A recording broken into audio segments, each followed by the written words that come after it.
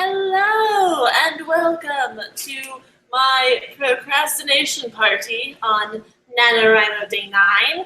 I thought today I would do a live show instead of a regular vlog because I felt like it. I wanted to procrastinate a little bit, and I did a live show earlier and it was fun. And I'm in the mood to talk to humans, kind of. Instead of just talking to myself, which I do a lot. I'm kind of doing it now, actually. Never mind. Anyways, I have the Q&A app open if you want to ask me questions via that, or you can tweet at me and I'll be like bouncing back and forth between those things just to try to keep up to the questions. And yeah, just ask me whatever you want, preferably NaNoWriMo related, because that's like what we're doing here today, NaNoWriMo. But oh, someone said first, congratulations. I'm gonna tweet this out, and yeah, just whatever you guys want to talk about, let's talk about it. Oh, the word count goal for today, maybe I should mention that and where I'm at word status. Today's word count goal is 15,000 words. 15,000 words. Whew, I am still at 12,099 words. I did not write last night after vlogging because like I said in my video from yesterday, I was just feeling kind of bleh. So I didn't write, and I feel immensely guilty about that, but I'm planning to do a lot of writing tomorrow, and I will catch up. Like, I'm not worried. It's okay to have like the dips in your word count to fall behind. Just don't get overwhelmed by it. Go catch up. I need to go catch up. But instead, I'm procrastinating. Woohoo! Okay. Questions. What do we have here? Kat, do you ever just write? Enter this here. Oh, okay. You mean like just put brackets and like write something in the brackets, like funny dialogue goes here kind of situation? I do that all the time. It's so much easier than like trying to think of something like perfect in the moment. If you know kind of the gist of what you want to say, there's nothing wrong with just putting up some brackets and writing like, fill this out later. Like, the greatest plan ever goes here. Stuff like that, yes, I do that all the time. Oh, I should like select the questions I'm answering. I'm not familiar with this Q&A app, so forgive me if I'm not doing things correctly. What is your favorite thing about NaNoWriMo? You guys, the community. I love that so many other people do it, and you can go on Twitter at any given moment and find people to do sprints with, or you know, you can go to the forums, and there's a forum called like NaNoWriMo Ate My Soul or something like that, and you can talk about how NaNoWriMo's eating your soul and bond with other people who are also having not the greatest time. I'm kind of focusing on negatives a little bit right now because I'm not feeling awesome about my novel. Another reason for the live show, procrastinating. I could either do a live show or I could write. So I'm doing a live show. But yeah, I love the community. I love everyone coming together and motivating each other and inspiring each other. I think it's a beautiful thing.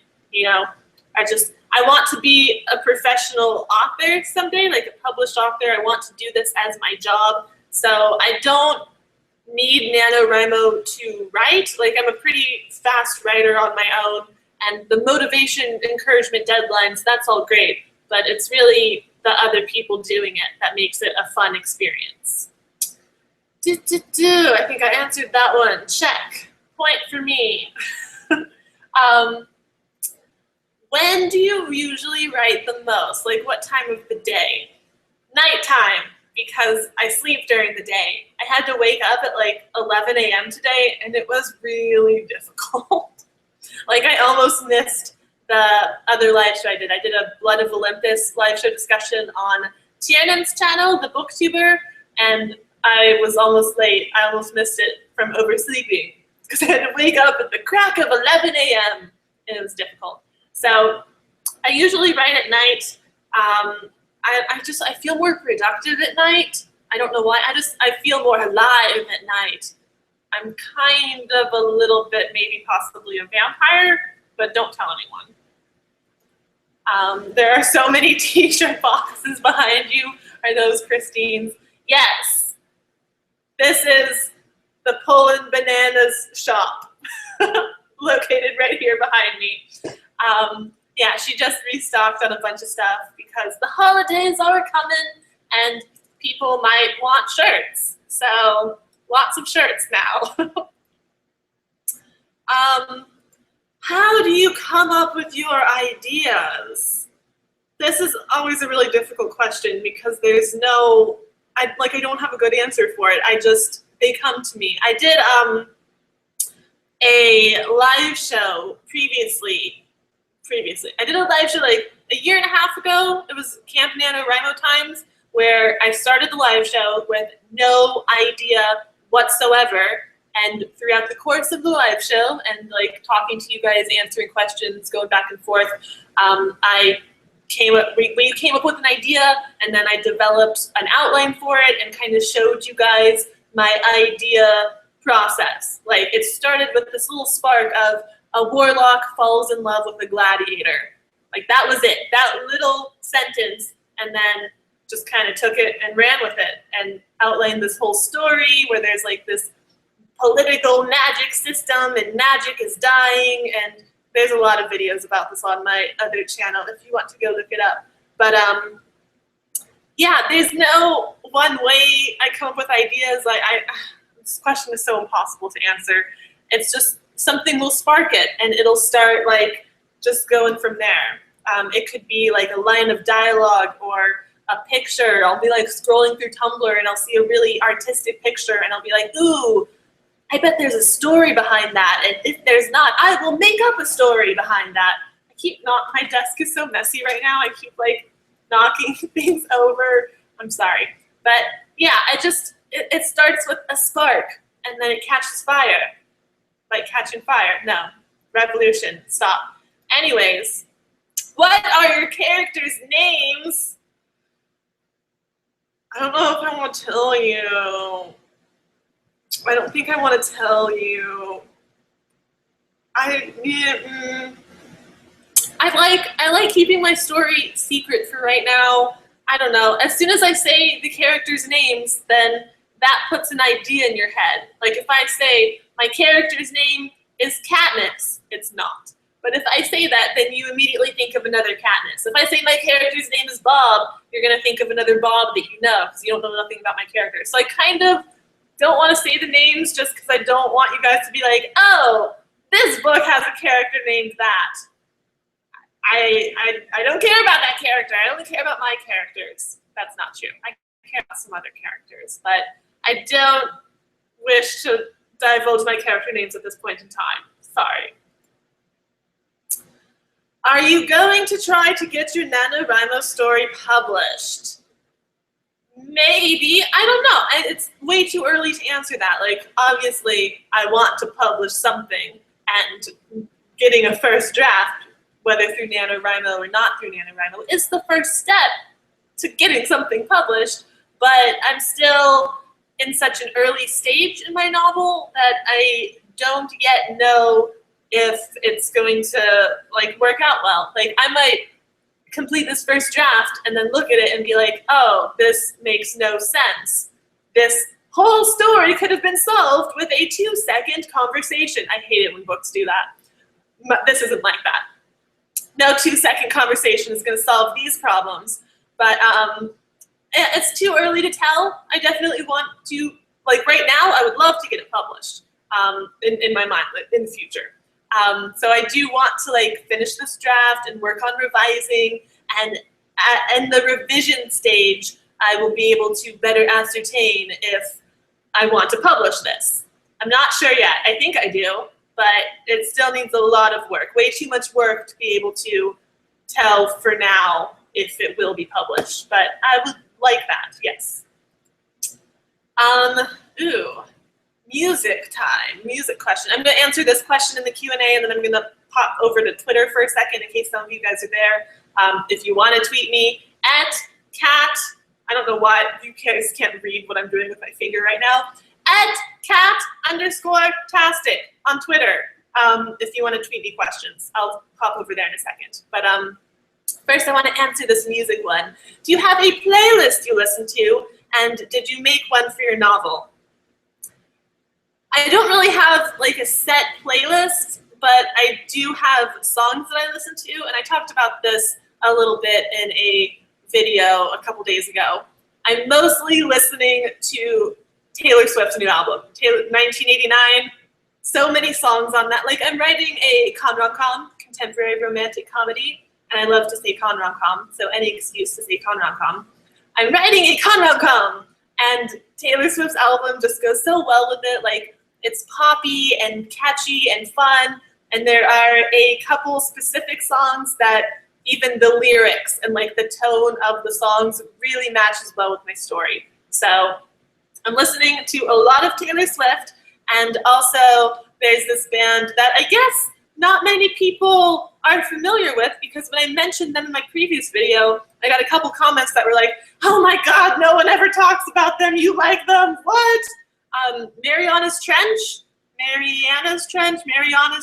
don't know how to say the Mariana part. I don't think. Maybe Mariana's Trench. I love them. I love them so much. They're like one of my favorite bands. And so I've been listening to a lot of their music too. The one song, if I had to choose one song for this story, it would be Haven't Had Enough by Mariana's Trench. That I listened to that song on repeat for like days. It's the most played song in my iTunes library right now. I listen to it so much while outlining, and I like to, okay, this might be weird, I don't know, maybe a little bit. If you guys are familiar with like Hillywood at all, the Hillywood parodies for like Twilight and stuff, I like to kind of daydream, imagine like a music video like that for my story, and the song that it goes to is Haven't Had Enough. So like I listen to Haven't Had Enough, and I like play all these little scenes from my story in my head. Like I've daydreamed a music video of my novel to this song, and I love it. I love it. Okay, that's enough of that. I'm going to pop over to Twitter and answer a couple Twitter questions. What do we have here? Use the hula hoop behind you. I'm not going to do that. It's Christine's hula hoop anyways. Okay, let me scroll down a little bit. How do you ask cat-tastic questions? You're doing it! I don't know how far back the questions are. Oh, and again, I don't know why I said again. I don't think I said this yet. I'm very sorry if I don't get to your question. I'm going to try to answer a lot, but I'm also not going to be very repetitive. So if you ask a question that I've already answered, I'm probably not going to answer it. And if you ask a question that is like way too personal or weird, I probably won't answer that either. But I'm going to try to answer a bunch. Okay. Some of these are about my story. Someone wants to know what is the base of your story. So I think that's more about like what the premise of my story is. And again, I don't really want to say it's a contemporary romantic comedy, con-rom-com. It takes place in a high school. It's about a study group, kind of. There's a romance, romantic comedy. And in comedy, there's a romance and there's comedy, and it takes place in a high school. I love it. I kind of love it. Yesterday, I didn't love it. Yesterday, I was like, stop existing. It was driving me crazy. But now, just talking about it, I'm like in a better mood about it. I did just drink a lot of coffee. I have this gigantic Ariel mug. It's like the size of my head. And I just filled it up with coffee and drank the whole thing. So I'm feeling pretty good right now. And I'll probably write a good amount later, because the more I talk about my story, the more I like it. You know, there's good things about it. It's just when I'm like getting into the nitty gritty of working on it that I'm like, I would rather be doing anything else but this. And then I decided to do a live show instead of that. Oh, here's a question. What is it about your novel that's making you uneasy? It's not, it's hard to explain. It's just, first of all, there's so many things, and I don't like to focus on them because then I get discouraged. Like, I'd rather just like focus on the positives of life. Otherwise, I'm a pretty emotional person, so like even if I'm just like faking being happy and like being cheery, that kind of like actually makes me happy. And so when I'm like talking about being sad or like talking about bad things, big things, or like kind of discouraging things, like I start to feel more discouraged. But there's a lot to make me uneasy. Like there's the pressure of, I haven't finished a novel since 2010. I finished drafts. I've done NaNoWriMo and one in the first draft and stuff, but I haven't revised a novel since 2010, like over 4 years ago now. And I finished this novel, I revised it, and I queried it, and I got a lot of great responses and feedback, but just not quite there. Like, I had agents request reading fulls and communicating to me like, please query me again in the future because I like your writing and I like your story, but I just didn't like it enough. Like, good story, not good enough. And that hurt because I'd worked so hard on it, and to hear like, it shouldn't be discouraging. It should be like, oh, I got close. I can go again. I can do this. But I heard like, I put in so much effort. I worked so hard on this. I got so close, and then I didn't get it. And it's kind of affected me a lot more than I thought it would. A lot more than I've led on in previous videos as well. Because I have this fear of like that's where my commitment issues come from with novels. I worked on this novel for a good year, like only on this novel. And then when it didn't go anywhere, I was like, I have nothing to fall back on. I have to start from scratch now. So I always get paranoid, especially once I get into a novel, like I am with this one a little bit. I'm like 12,000 words in and I have my whole outline. I start thinking like what negative reviews of it might say, or like agents might not want it, publishers might not want it. Like, it's just all these fears, which I shouldn't let get to me as much as they do, but they do. And I try not to think about it, like I said. But it's also just daunting, the amount of work. Like, the possibility that I might put all this work into it and it doesn't go anywhere is scary. And just the fact that I have to put all this work into it. Like, I have to spend hours and hours and hours on each chapter, let alone the whole book. Like, it's gonna take a lot of time and effort. And then of course there's also the fear that I just can't do it. Like, I have this great story in my head, but getting what's in my head on paper is so much more difficult than you can imagine. Like, imagining it's easy, putting it on paper is hard. So yeah, it's a lot of things. It's nothing specific. It's just like, when I'm in the story, I start noticing little things. I'm like, oh, this character's annoying, or stuff like that. Like, it's like, oh, this is a really lame plot point. Oh, this scene is so dumb. Like, I just get down on it.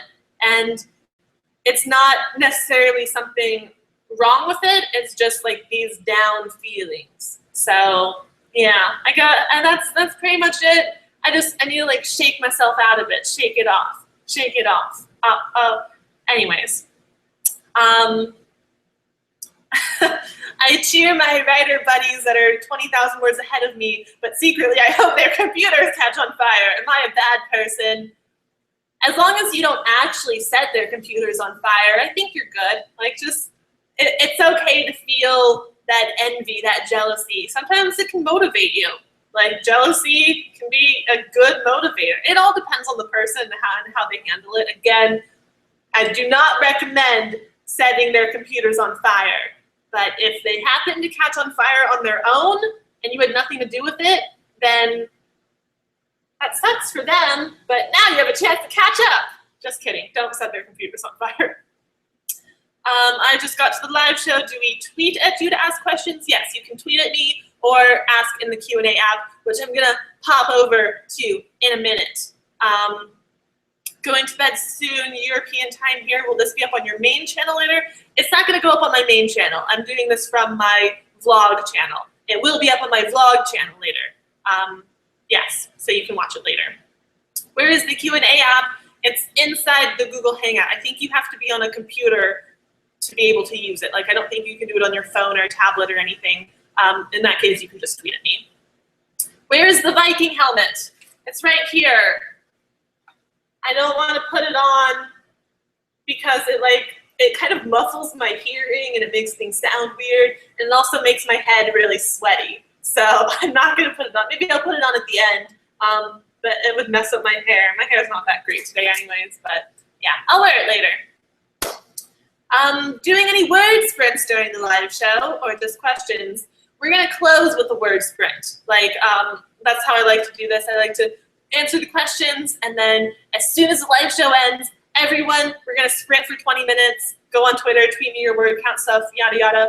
I don't like doing word sprints during the live shows because then it's just like 10 minutes of dead air, 10 minutes of watching me type, which is not very entertaining. If someone like pops into the live show at that time, they're like, what the hell is this? Why are we watching this girl type for 10 minutes? So I'm not going to do it during the live show, but I will wrap up the live show with a word sprint.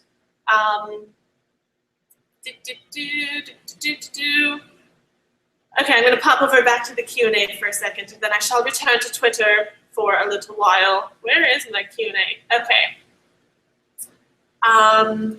Does Christine know about your novel, or is she as clueless as us? Christine knows a little bit about my novel. Actually, a couple weeks ago, a month ago or so, yeah, I was having some extreme writer decision-making angst. I'm very indecisive. I have commitment issues. I had these 6 stories that I was trying to decide between. You guys know this. I put them on scraps of paper and put them in my hat and pulled one out on the first day of NaNoWriMo and decided to write that one. But before that, I had these 6 ideas, and I actually wrote up like a little bit of a premise for each one. Like, this story is this genre, and like a log line. Do you guys know what log lines are? It's like a 1-sentence pitch, the elevator pitch for each of these stories. I wrote up something like that, and I shared it with Christine and Jesse. And I asked them, like, just based off of this 1-sentence pitch, like, can you tell me which of these stories you'd be the most interested in? Like, which sounds the funnest to you? Like, what ones are you most likely to pick up? And that they gave me their feedback there. They each selected like a couple ideas that were like their picks. The ones that they both agreed on are ones that I ended up not doing. Like Storyteller, my 2012 Nano novel, was an option. I was possibly going to rewrite Storyteller and like really get a better draft that I could work with. And they both read the first chapter of that book as well, like the first revised chapter of Storyteller. And so both of them were like, write Storyteller, come on, Kat, do Storyteller. And I was like, oh, but I kind of want to do something different. So I ended up doing something different. Christine does know a little bit. Yeah, I don't have any issue with talking about my story like on a one-on-one situation. Like in real life, if you run into me on the street and you're like, hey, Kat, tell me about your novel, I will. I'll give you like the query pitch, the elevator pitch. I'll tell you a little bit about it. I'll tell you my character names. I just don't really want to like broadcast it out in a video or in a live show or anything. I want to control how many people hear about my story and like who hears about it. So I have no problem talking to people about it in real life, but I don't want to like broadcast it, announce it. What is your NaNoWriMo Starbucks drink this year? The official unofficial beverage of NaNoWriMo this year is the same as every year. The double shot, of course. It's 5 shots of espresso on ice. It's brilliant and amazing, and that's how I write. I drink coffee fuels my writing and also just like my continued existence. Coffee, I love coffee. Can we talk about coffee for a while? no, I won't get into that. But I love coffee. Double shot, brilliant. November's kind of cold. I mean, I'm only cold right now because I have the air conditioning on. California, it's like 80 degrees right now. So double shot, if I want a warm drink, white mocha. Can't go wrong with the white mocha. I like the caramel macchiato as well. That's a good one. I tried the caramel brulee mocha, caramel brulee latte. That drink, I tried that the other day. It was pretty good. I like the white mocha though, or the double shot. The double shot is amazing. Why would you drink anything else? Oh, when I don't drink Starbucks, I recently got this, I mean, Starbucks has a drink like this, but I got this peppermint mocha creamer, and it's amazing. And I know Starbucks has a peppermint mocha drink, and I actually haven't tried it. I'm sure it's delicious. But I got this creamer, and it's just changed my life. Like, now instead of craving like a white mocha from Starbucks, I just want to make coffee at home and put this delicious peppermint mocha in it and just drink it again. Like, I've had 2 cups of this size of coffee so far today, and I'm gonna have another one as soon as this live show is over because it tastes so good. It's wonderful. Interesting question. How would you describe your writing style? I don't know. It changes depending on the book. Like, some books, it's more like kind of dark and somber and a little bit like lyrical writing, like kind of not actual like poetry, but the writing is a little bit like poetic. Like, I spend a lot of time trying to make it like flow really well. And sometimes I just try to be like snappy and fun and funny. So it depends on the book, it depends on the project. I do prefer to write in first person because that's just kind of easier for me. Like, it really helps me with character development for the protagonist in first person. I have a little bit of difficulty nailing the character development in third person. So I do prefer to write it first, but I don't think I have a good way to describe my writing style. You'll have to ask my critique partners. And you don't know them, so you can't ask them. Don't talk to my critique partners. They're mine, and you can't have them. They're wonderful, by the way. You don't know them, but they're wonderful. Do you often base characters off of yourself or people you have met? Not really people I've met. Like, maybe if I meet someone really douchey, I will write them into my novel as like a villain that I can kill later. That would be fun. I don't think I've actually done that, but I plan on it. I'm like, someone's mean to me, I'm like, you are being written into my novel. And I am planning to do that for this book, actually. There's a villainous character. I mean, it's a rom-com. It's a contemporary romantic comedy. Like, there's not like a world domination villain type character, but there are some douchey characters, and they're not really based off of real people. It's just I'm using them as like a proxy to vent my anger. Like, that person was mean to me, so I'm going to write this douchey character and make bad things happen to them and pretend that they are that person, even if they don't share any characteristics or like look alike or have the same name or anything. I don't know. It's just a way to vent my anger. As for myself, most of my characters have a little bit of me in them. Like, my main character in this story, she is really like kind of peppy and happy a lot of the time, and so I do have that side of my personality. But then with Storyteller, the main character there was very much an introvert. Like, she doesn't talk to she doesn't talk to people very often. She's not good with people. She ditches out on this awesome Halloween party in order to stay at home and write, which I have done before. I don't know, this year I actually went to a Halloween party, and I kind of, at the party I was like, man, I kind of wish I had stayed home to write. So like, people are complex. I have many different sides to my personality, and all of my characters have a little piece of me in them. Even villains, the douchey villain character is going to have a part of me in it as well. So yes and no, kind of And they're not like based off myself, but there are like pieces of me. Favorite NaNoWriMo novel you have done so far? That's a tricky one. The thing is, when I talk about my stories, as I'm talking about them, like I'm usually remembering the positives. It's only when I sit down and have to like get to work that I start like thinking about the negatives and focusing on those. So when I think about the positives, I just really love all of my stories. Like, I love Storyteller. That was a great one. I love my story last year, The Last Warrior. That was a great one. I still want to write. I almost wrote that again for this year. It was one of the options in the hat. My 2010 story, I have complicated feelings about this one. Or no, 2009, 2010, 2000, I don't know what year it was.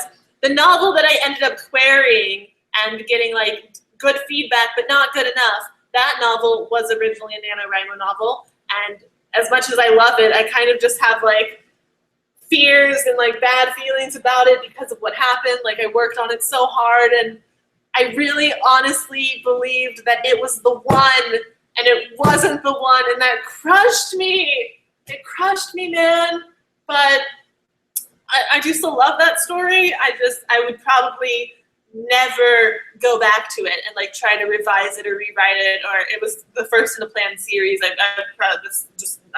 think I'm done with that one because I'm a little bit traumatized. My 2009 novel was a great one. I love all my stories. That's why I write them, because I love them.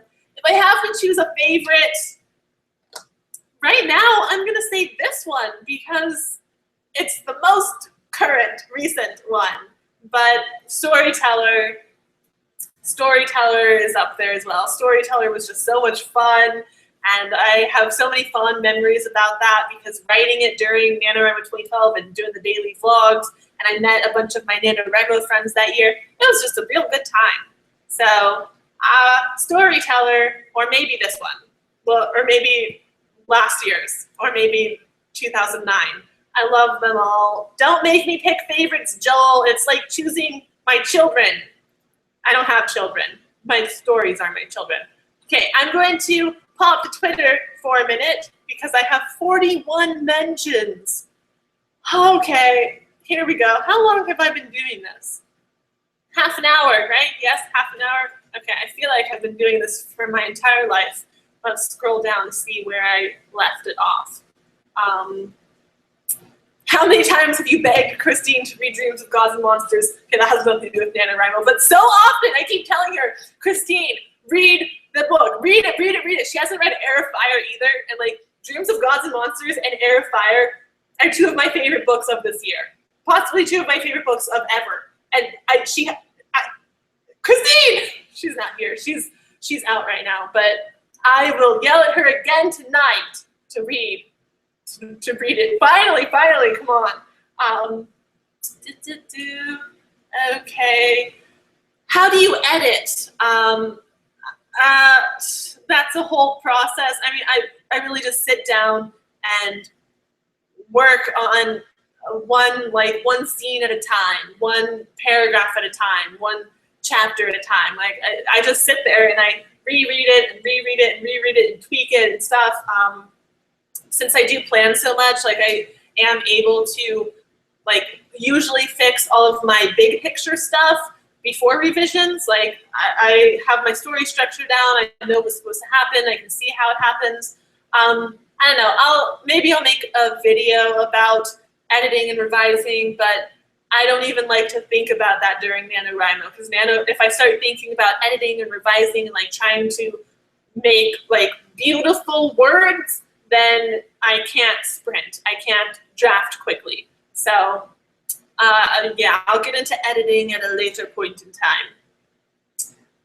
Do you follow Nano Word Sprints? If you do they help you get your writing done? I do follow them. I haven't really utilized them this year yet so far. Like I haven't done any of their word sprints, but I have in the past, the previous years, and I do intend to because they're wonderful. I love the Nano Word Sprints Twitter. They just run word sprints all day long, and they throw out all these writing prompts. So if you don't know what to write about, they'll be like, in this next scene, one of the characters has a secret, and then you like incorporate that. You don't have to. It's an optional writing prompt, but yes, I love nano word sprints.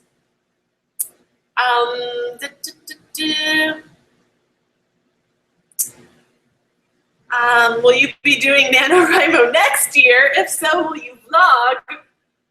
Getting a little ahead of yourself there, but probably. I mean, I do like to do NaNoWriMo. The only reason I wouldn't do NaNoWriMo is if I had something really big going on. Like if I was moving, or if I got a book deal and had to do revisions and they were due then and I couldn't like write a new novel while doing my contracted revisions. In that situation, I probably wouldn't do NaNoWriMo, but otherwise, I love NaNoWriMo, and at this point in time, yes, I'm gonna say I'll do it next year. Do you have a team that exchanges stories so you can get feedback? I wouldn't call it a team really. I have critique partners, but I haven't sent them anything in a very long time because, like I said, I have not finished a novel since like, I think it was 2011 actually, not 2010. I haven't finished a novel in three and a half years. I haven't had a revised novel that needed feedback on it. I don't like getting feedback on drafts because it's so messy and sloppy. Like I feel like I'm wasting someone's time if I'm like, read this draft. I'd rather polish it up a little bit and then get feedback on it. So I do have critique partners. I have a whole video on my other channel about critique partners and how you can find critique partners and writing friends. So if you're really interested in that topic, go check that out. But forums, there's a bunch of writing forums or writers groups. Look around locally, like if there's a creative writing class at your local like community college that anyone can take, investigate that.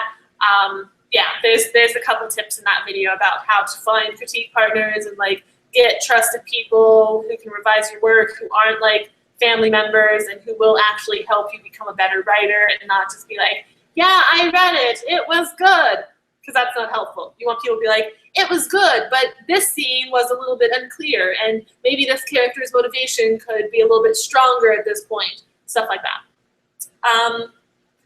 What do you do if you think your story is ending, but you still have to write 50,000 words? I have a video about this topic too. Guys, I've made a lot of videos about all of the writing topics. Basically, my advice, I think, from that last video was that you just go back and start adding the scenes, or you start writing more scenes, extra scenes, like just start inserting stuff. If the story is really done, then start a new story. Start writing a sequel. Just keep writing, keep working if you want to get that 50,000 words. Or, you know what? Getting the 50,000 words of NaNoWriMo is not always the end goal. Like if your story is done and you're happy with it and you're satisfied, don't stress yourself out writing nothing just for the sake of getting that 50,000 words. Like you finished your draft, start revising it. You don't need to win NaNoWriMo. If you finished your draft, you already kind of won in a way. So yes, if you want to look up that video, I think it's called Premature Story Finishing. It's on my other channel. It was a NaNoWriMo 2012 video. I've been listening to Mariana's Trench while writing too. Cool, I love them. How much coffee did you have today? I already answered that. 2 of these. 2 of these. And I've only been up for like 4 hours. What time is it? 5 hours? And I'm gonna have another one pretty soon. I love coffee. I'm an addict. What is your favorite writing snack? Coffee! Does that count? I don't usually eat while I write. Like, I'll eat a meal and then go write. Like, I'll eat a big bowl of pasta because I love carbs and I love pasta. And then I'll, like, not be hungry. I'll get some coffee and just go write, and I'll be, like, fueled to write for several hours. There's not, I don't know, do you guys have any favorite snacks to eat while writing? Like, I need my fingers on the keyboard. How do you eat with your fingers on the keyboard? I need like one of those hamster water bottle things, except with like snacks, like M&Ms or something. That'd be cool. But yeah, I don't really snack while I'm writing. I snack in breaks and before and after, but not really during. You aren't saying now, but if you decide not to publish, will we ever know what the story is? I'm dying to know and read. Maybe. I don't know. If I decide not to publish and then I'm not going to do anything with it, I'll probably tell you guys about it. But the thing is, I have so many ideas. I have so many story ideas. Like the 6 that I narrowed down for this NaNoWriMo is just the tip of the story iceberg. I have so many ideas. So if you don't get to know about this one, you'll get to know about other ones. And I think most of the ideas are pretty good. I like them. Like I said, I like my story ideas. That's why I come up with them and write them. I like them. So we'll see. We'll see. I don't know. I'll tell you guys about it. I'm feeling, you know what it was? It was last year when I was talking about The Last Warrior. I gave a very, very brief pitch, and all I got, like, not all I got some nice supportive comments, but I also got a bunch of comments that were like, that sounds like Mulan, that sounds like the Mortal Instruments, and I'm like, yeah, I know, there are similar aspects with my story in both of those things. There's going to be no story is wholly original. You're always going to be able to find similarities between two stories, even if they, like, in their core, they're nothing alike. Like, there's always surface similarities, but I don't know, it was kind of discouraging of having people be like, oh, so it's just like a ripoff of Mulan. And I was like, no, Mulan was my inspiration. That's one of my favorite Disney movies. Like, I wanted to write something that had a little bit of a similar feel to that, but that was nothing like that. There's also a lot of different stuff going on. It's just surface similarities. So, yeah, I don't know. Was I even answering a question? I think I was just off on a tangent there for a second. Do you still read a lot alongside NaNoWriMo? Interesting topic, because I was actually going to make a video about this, about balancing reading and writing, because I don't read a lot alongside NaNoWriMo. Like, I'm planning to read one book this month, although I started reading The Evolution of Mara Dyer, so I'm probably actually going to read that, and also The Retribution of Mara Dyer, and then Mockingjay. So I'm probably going to read 3 books this month, but I need to focus on writing, and also I have trouble balancing writing and reading, because, you know, when I'm writing, it's a draft, it's a hot mess, and then I go read somebody's finished, polished, published novel, and I'm like, crap, I cannot live up to this. Oh, self-doubt, drowning in it. So I don't read a lot while I'm writing, which is why I read so much in September and October. I read like 13 books in September and 11 books in October to prepare for the fact that I really wasn't going to read that much for the rest of the year.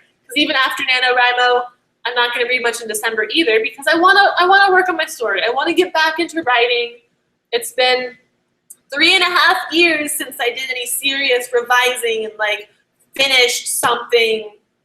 I want to get back into it. I need to overcome all of my traumatizing query experience of 2011. I need to get over it and keep writing. I need to listen to my own advice. That's one thing that you guys don't know, is that I'm a huge hypocrite. Like, I make all these motivational NaNoWriMo videos, and I'm like, not feeling like writing is a crappy excuse.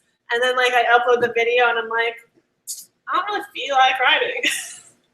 Don't do as I do. Do as I say, not as I do.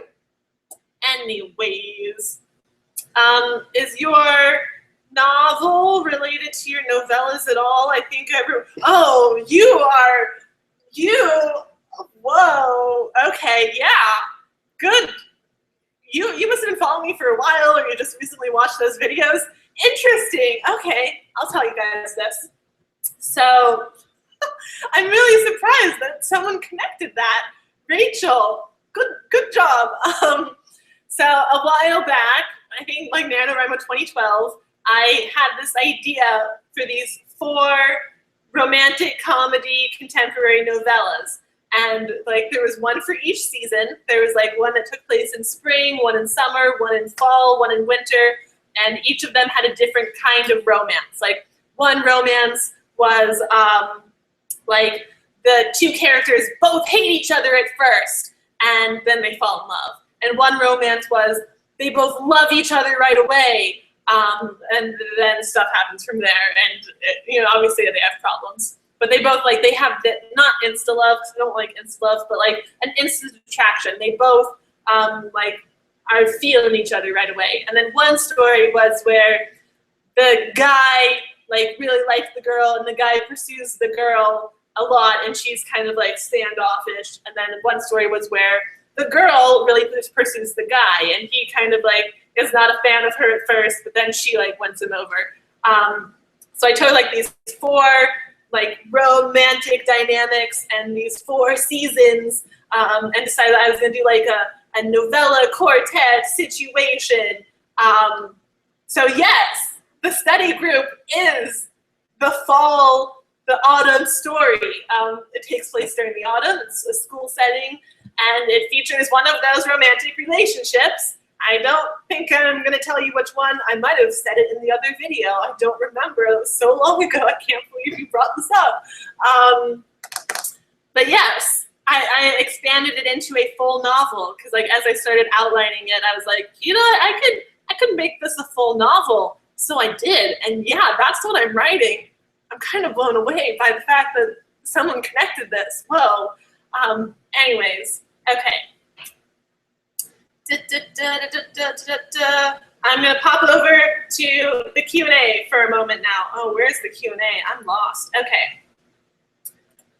What is your ideal writing space? Do you keep a notebook of random ideas? I have a whole collection of notebooks that I keep all my ideas in. I don't have really an ideal writing space. Like, it's been kind of a weird transition, because I used to have my own room office when I lived up in NorCal. I don't know why I'm pointing up, because I'm in Southern California, and Northern California is above me. Not really, but when I lived in Northern California, I had my own dedicated office, like my bookshelves, my desk, that was it. Like I had a different bedroom and my dedicated office room. And so that was my writing space. I was surrounded by books, I had my desk, it was beautiful. But now that I've moved down here, it's been different. Like, first I got a new computer. I have this beautiful big iMac. Is it an iMac or is iMac a laptop? I don't know. I have a big Apple computer. His name is Jonathan, and I love him. And so it's been kind of weird balancing, because I had a laptop for like 3 years. My laptop, Sebastian. Yes, Sebastian Jonathan, that is referencing what you think it's referencing.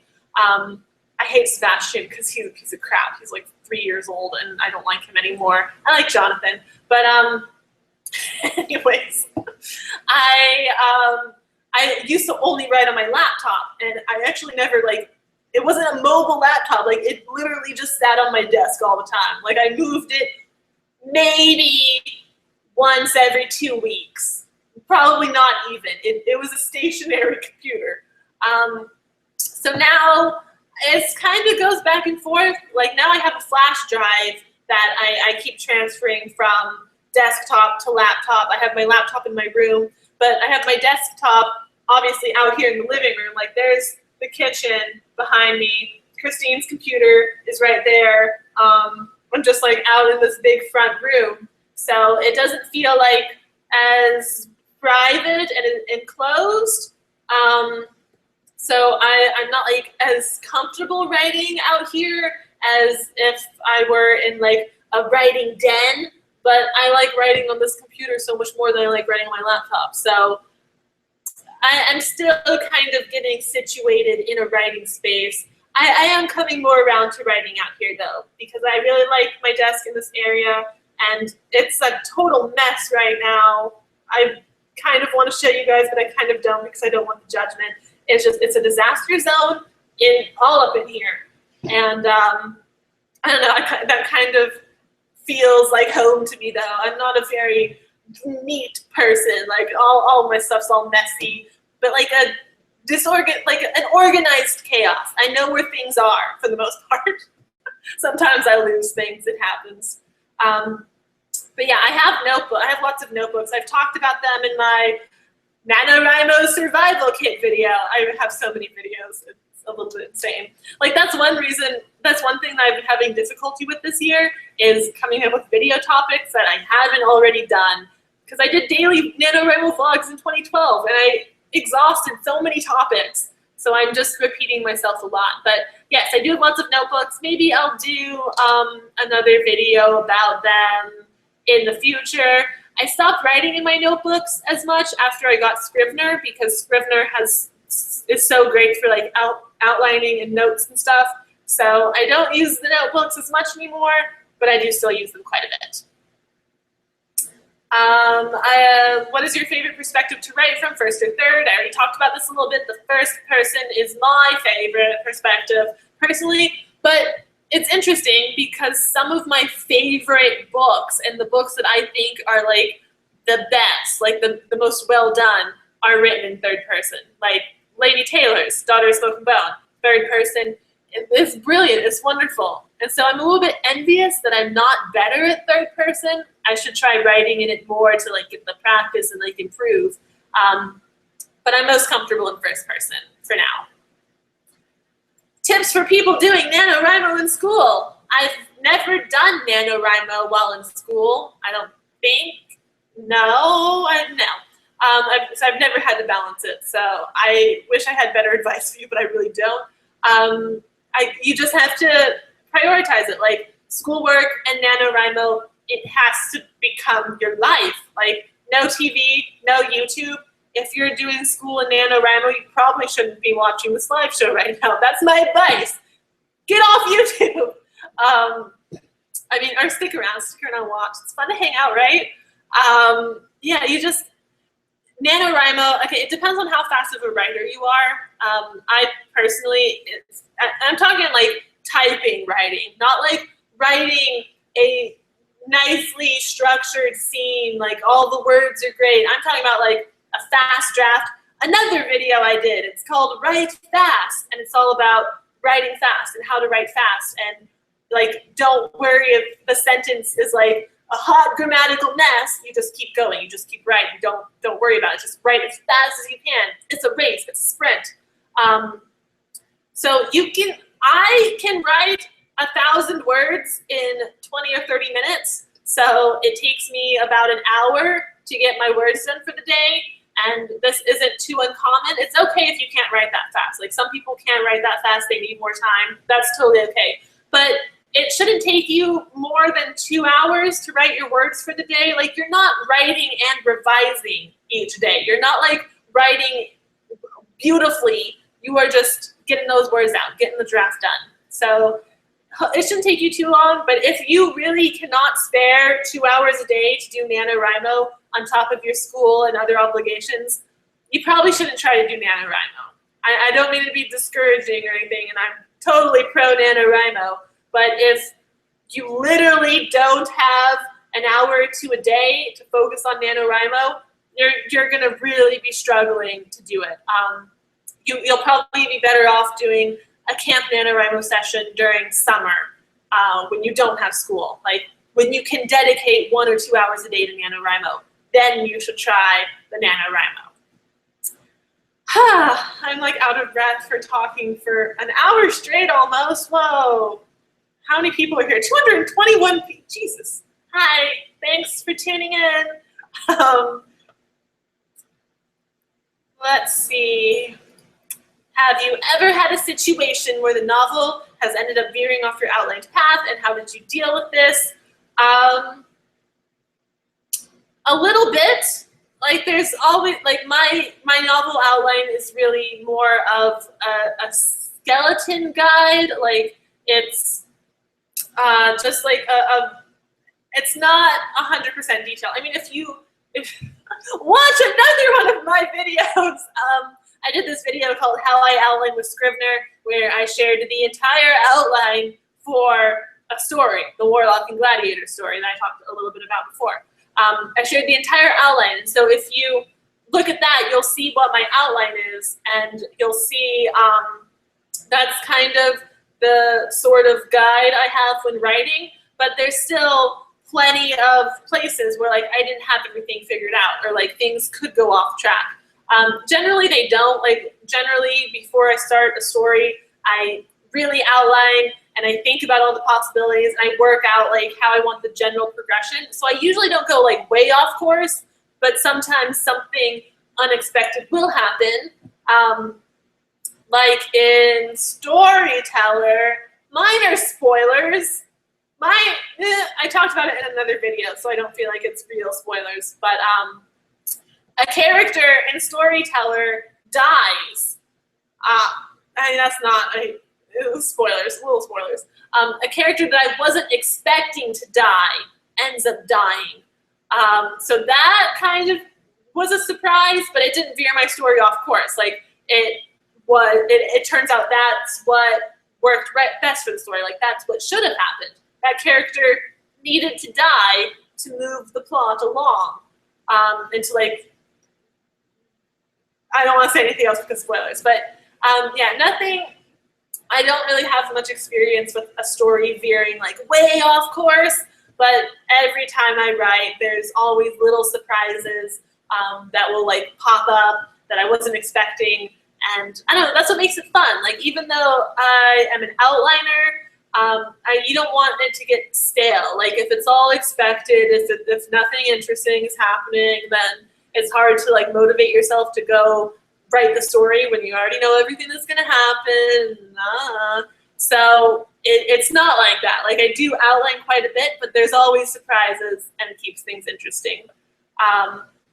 If you have no idea how your story is supposed to tie together though, I say don't worry about it too much right now. Like finish the story, take a couple weeks to like step away from it, sit back, think about it, then go back to it and start trying to piece it through and figuring out a revision plan.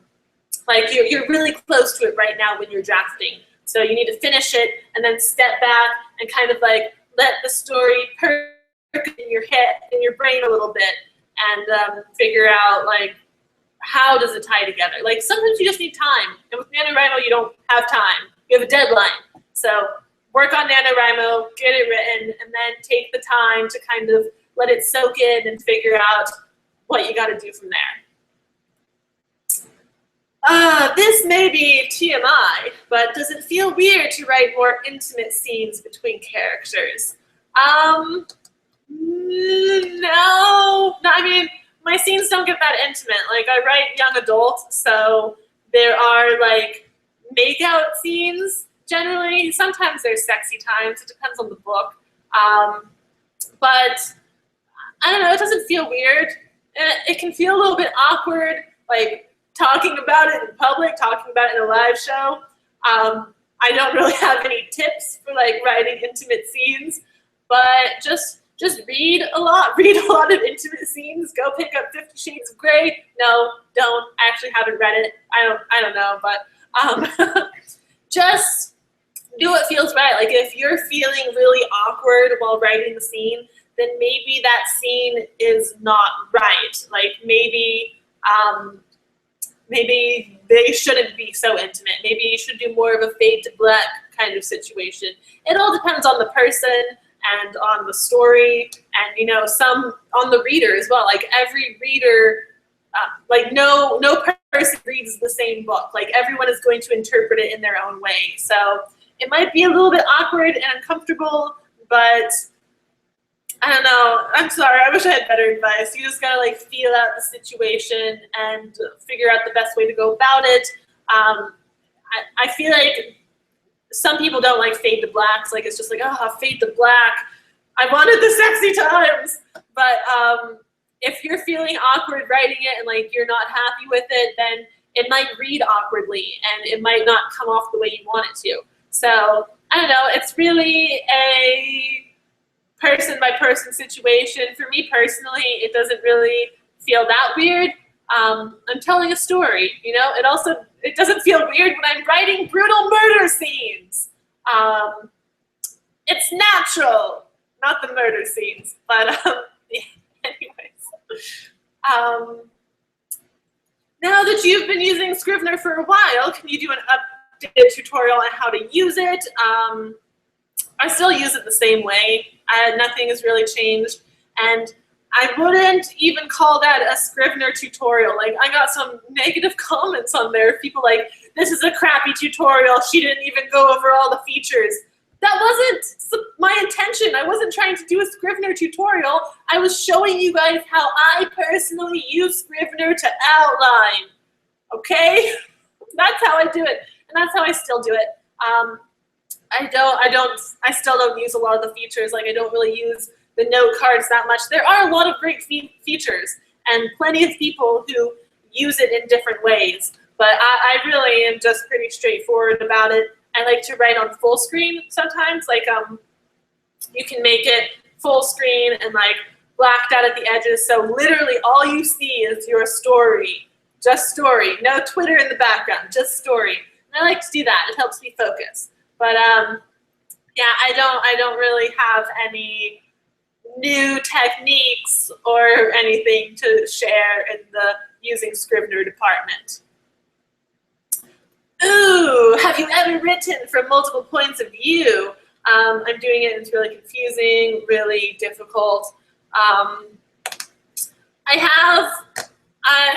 so iffy about writing with multiple points of view. I have several stories that write in multiple points of view. Like, I have a couple that are third person and kind of like just talking about all these different like aspects of the story, all these different storylines and weaving them together. And then I have some stories that are told in like a dual first-person point of view. And I love those stories so much, and they're so much fun, and I love working on them. But I'm really not confident about my ability to write in a dual point of view. Like, one of my biggest critiques when reading books that are written in a dual point of view is that the voices are too similar, and I can't tell them apart, and like it's not distinct enough to like be a really like well done dual point of view. So I myself, knowing that that is my biggest critique in reading these other dual point of view books, I get really like nervous and unsure and not at all confident about doing that myself. So I do have some ideas that are planned and outlined and that are in dual point of view. The Warlock Gladiator story, Camp NaNoWriMo, the outlined one that is visible for you to view with your eyeballs, that was in a dual point of view. And I really tried to make the voices distinct, but part of the reason why I never finished that draft, like I did get to 50,000 words, but it's supposed to be like a 100,000 word story. It's a big story. And part of the reason I never finished that was because it was hard and intimidating, and I was getting really caught up on trying to make the voices sound distinct, that I was like falling behind, and you need to not worry about that in the draft. In the first draft, don't worry about any of these things that can be fixed later.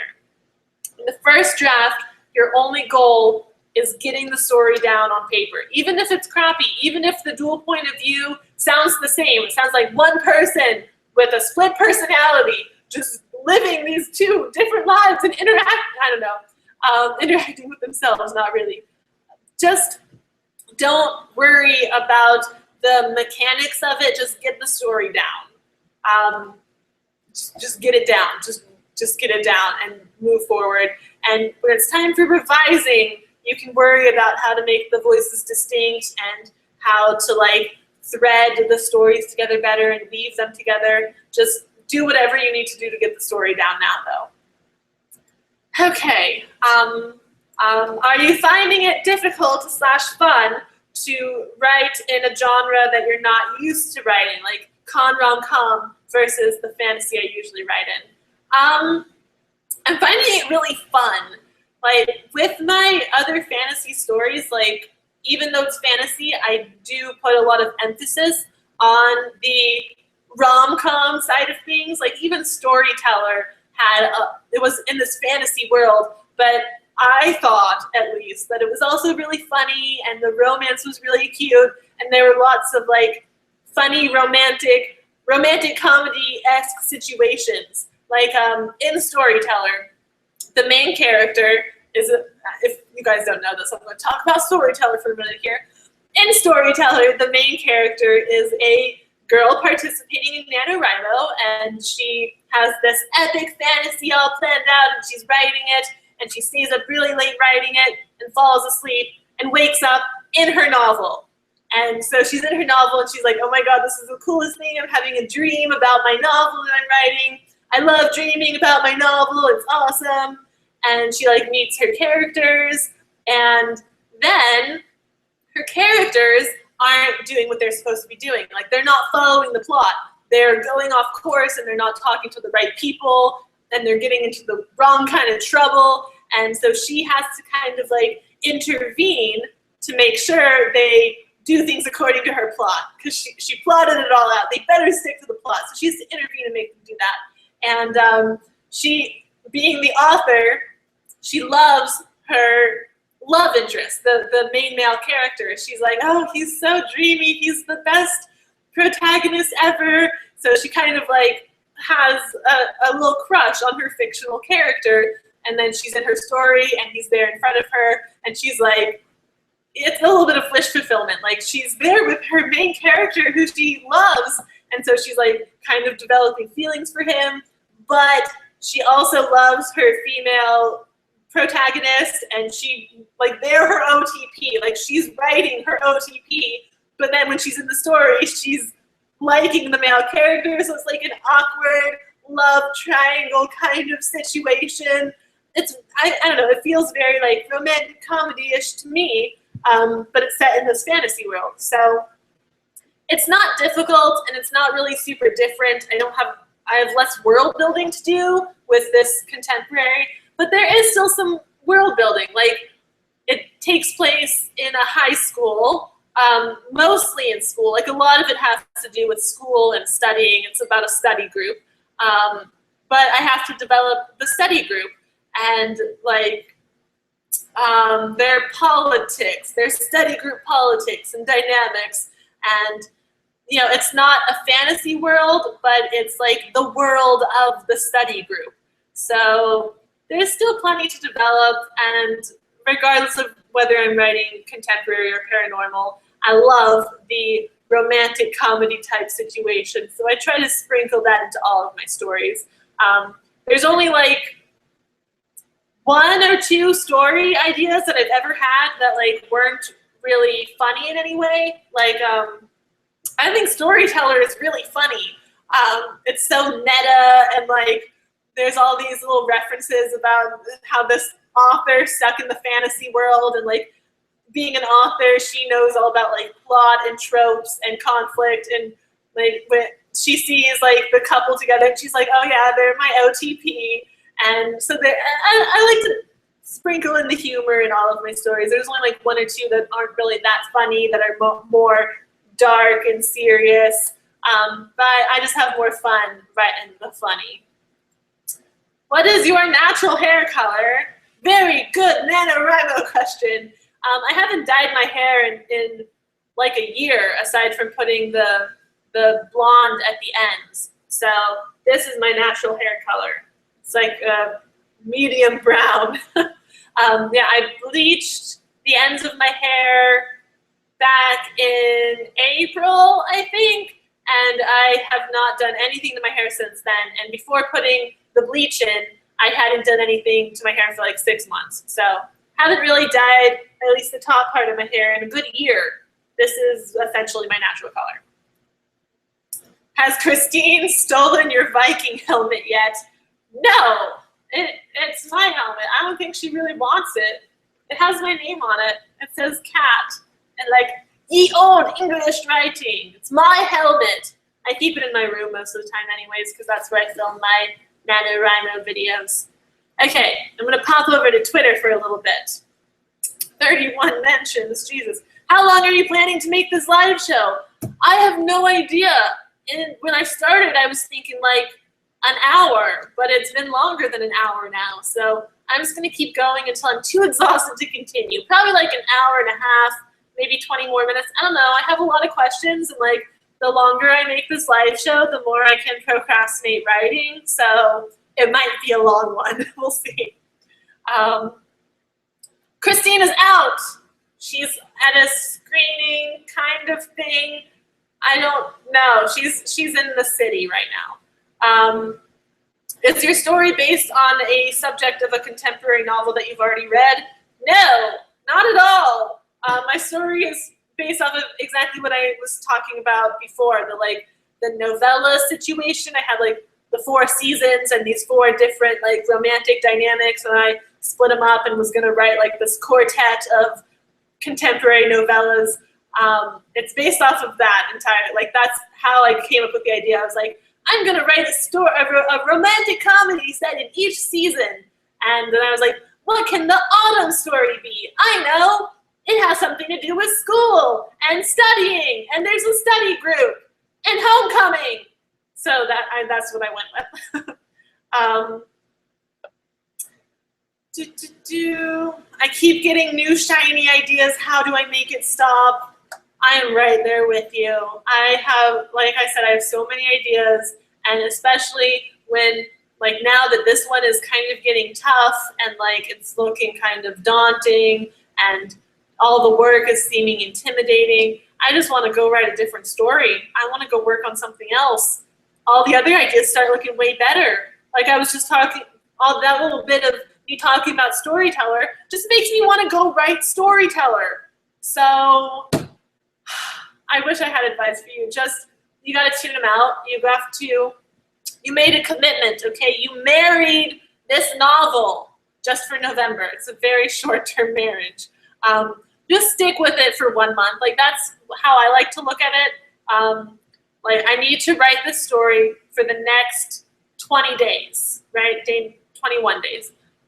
This story is my focus for 21 days. And if at the end of NaNoWriMo, if at the end of November, December 1st, I decide that I want to work on a different story, then I can do that. But I have made the commitment to write this for NaNoWriMo, so I'm going to stick with it for the next 20 days.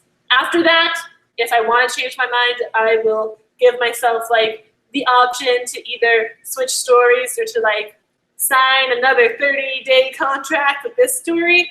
But we'll see. You have to realize that you have to remember that you committed, at least for right now.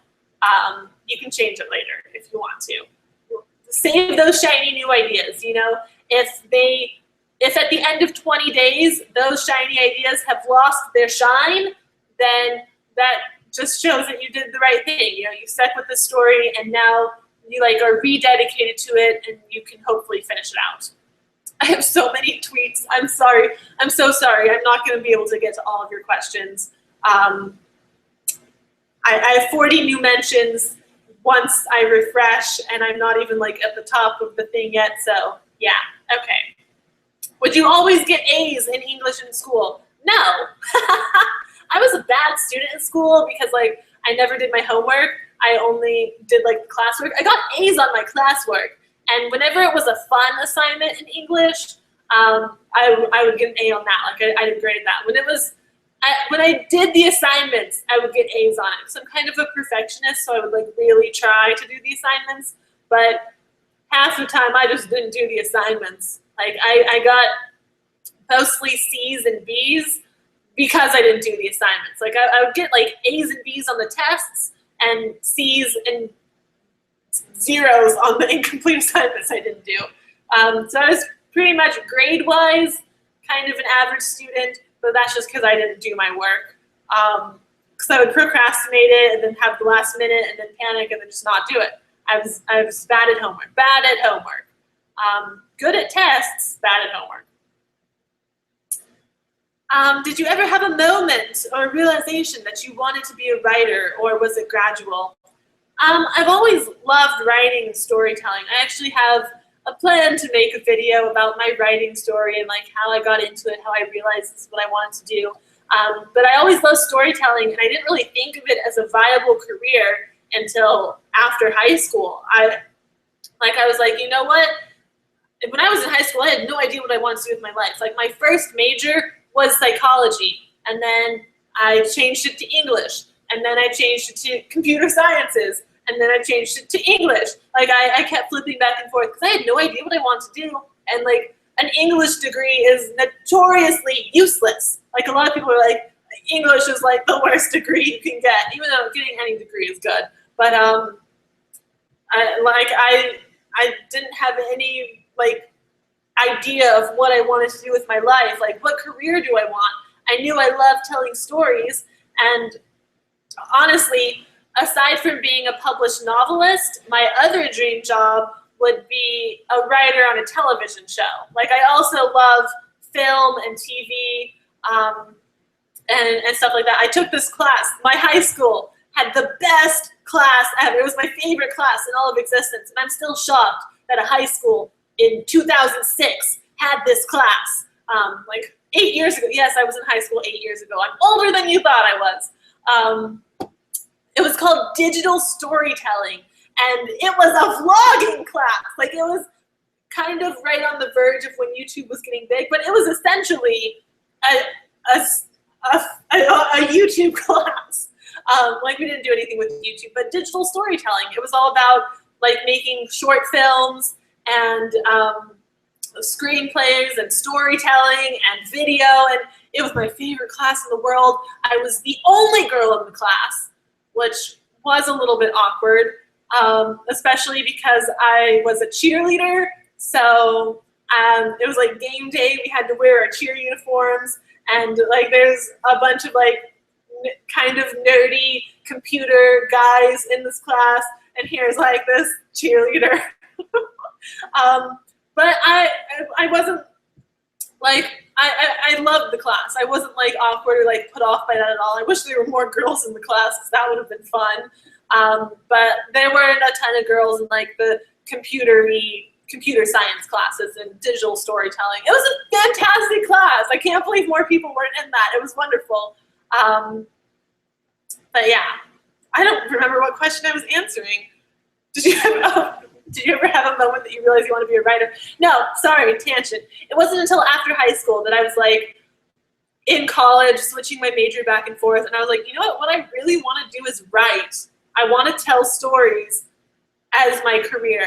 And it's always kind of, it's not a very stable thing because the publishing industry is so finicky. Like, there's no guarantee that you will get published. I mean, if you keep writing, if you never give up, then you will eventually get published. Get published or die trying. So it was always risky, but I was like, you know what? I'd rather attempt this kind of risky career path than do something like get a degree in computer sciences and do web design, which I'm interested in, but like isn't ultimately what I want to do. Like, I would have been happy getting a degree in psychology and pursuing something in that field. I would have been happy getting a degree in web design and pursuing that. But I'd be happiest if I could just tell stories. And so that's what I'm pursuing now. And I love YouTube, I love film, I love YouTube, I love stories. And what I'm doing right now is making me very happy, but it's not very secure. So scary, but I love it. Scary, but I love it. Let's see, I'm gonna pop over to the Q&A again for a little bit before I refresh those 40, how many are there now? 50 tweets. Okay, I'm going to see what's going on here. Okay, when do you think we'll get the apartment tour? I'm at an apartment tour of your room since Christine's tour, you slammed the door. I did. My room is still a mess. Like, I would show you guys, but I'm embarrassed by it. I still have boxes in my room. Like, I have those 2 black bookshelves now, but that's all I have. And that's not enough to hold all of my books. So I still have books in boxes around my room, and I have to like move the boxes every time I film. Like, I stack them in front of my shelves. I'm like, okay, I have to film. Like, move all the boxes away, set up my camera, film, move all the boxes back. My room is still a mess. I am going to hopefully clean it and put it together and do a room tour in December. I'm planning to do a room tour and a bookshelf tour in December, so that's when I'll do it. I don't really get why I don't get bookshelf tours that much either. Like, yeah, it's great to see all the books, but you guys want like a new bookshelf tour every 3 months. Like, I haul all the books I get. You know all of the books I own at this point. Just watch the previous book tour and my hauls. You know what books I own. Like, you just like looking at books. And bookshelf tours aren't fun for me to do because it's just not interesting. I'm just like, this book, this book, this book. So this year I'm probably going to switch it up a little bit. But I only do bookshelf tours once a year, and I don't even really want to do them that much. So I'm not going to do extra ones. I do them once a year. That's like the maximum amount of bookshelf tours I will do in 1 year is 1. So I will probably do this in December. I'm planning on it, but we'll see. We'll see. Do you realize that you already have 100 copies sold / pre-ordered before your future book is even out because of BookTube? Do I? Will I? I mean, I know that there are plenty of you, maybe not plenty, I know there's some of you who will like pre-order my book and who will buy it just because it's my book. But I can't like bank on that. I can't like be like, oh yeah, I got this. I can write a totally crappy book because they're just gonna buy it anyways. I don't want that. But it actually puts pressure on me to know that people want to read my book without even knowing what it's about or knowing if it's good or knowing if I've like revised it properly. Because I don't want to let you guys down. Like I've been talking about writing books for years. I want to do this. I don't want to like write something and you guys are like, yeah, I pre-ordered it. I was really hyped up because I like her videos and I thought her book would be good, but it turns out it sucked. That is like my greatest fear. So I really want to make sure it's good and it's worth someone pre-ordering or buying. I'm very, that's another reason why I'm like intimidated and I feel daunted by this whole thing, because there are already people who are like, I want to read your book. And I'm like, my book is crappy right now. I have so much work to do before I want to let other people read it. And I know that some of you guys will be very forgiving and be like you might look over some flaws, but I don't want there to be many flaws. Like I want to write a very good book for you guys to read. So yeah, it's mostly just intimidating that there are people who already want to read my book when it's not even complete. Like it puts some pressure on me, which is both good and bad. It's good because it means that I want to live up to that pressure. I want to live up to those expectations, but it's also kind of daunting. Okay. How long do you generally write per day? I touched on this a little bit earlier. It depends on the day. Some days, I keep hitting my helmet.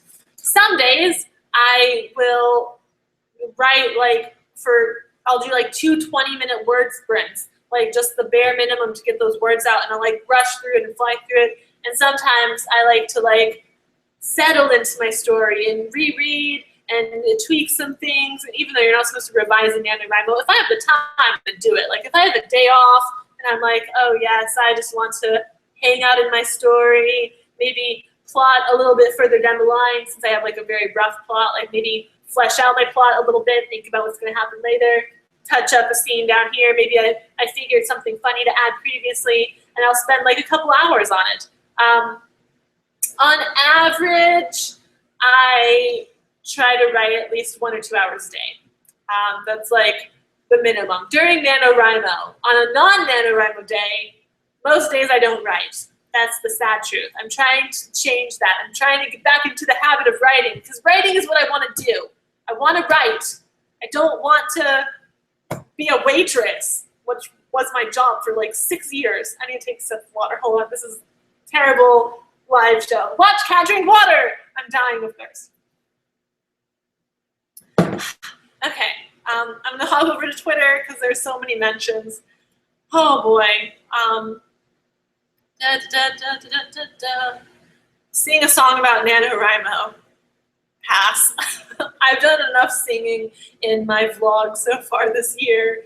I don't have a very good singing voice, and especially right now, I'm like getting a sore throat from talking so long.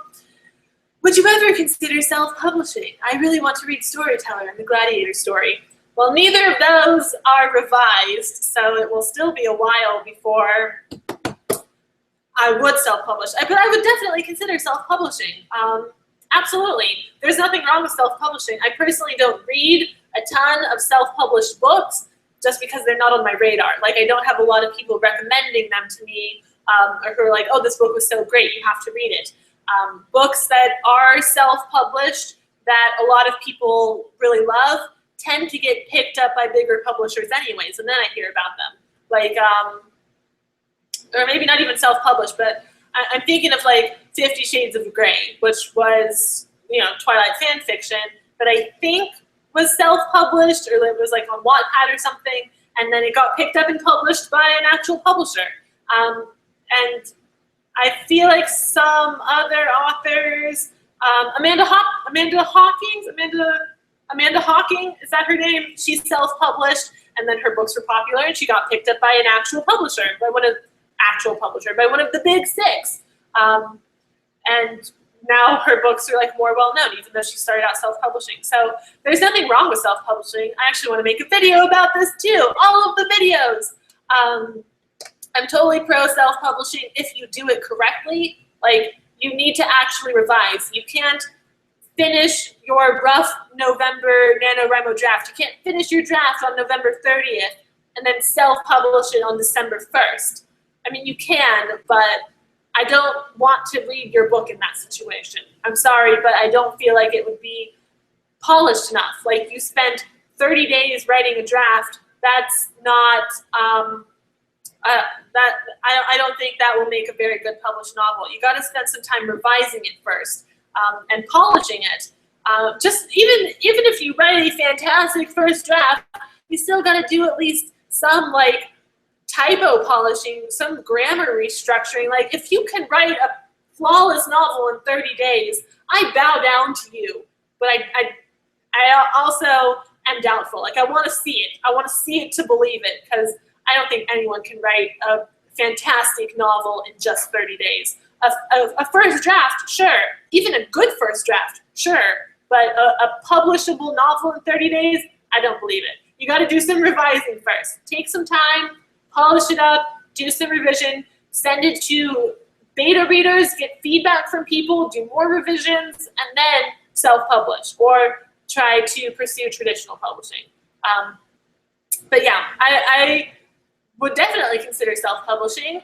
I might end up doing that. I might end up pursuing traditional publishing. It depends on how I feel when I have a finished novel that I decide what I want to do with it. Like, I might finish it and try to pursue traditional publishing, and if that doesn't pan out, I might self-publish, or I might finish it, try to pursue traditional publishing, get a book deal, bam, traditional publishing, or I might finish it and just be like, I'm not even gonna attempt the traditional publishing route, I'm just gonna go straight to self-publishing. I might do that. I don't know, it depends how I feel once I have an actual revised novel, which again, I haven't had a completed revised novel in 3.5 years. So that's why I haven't yet published anything. We'll see if this one is it. Maybe it will be the lucky one. We'll see.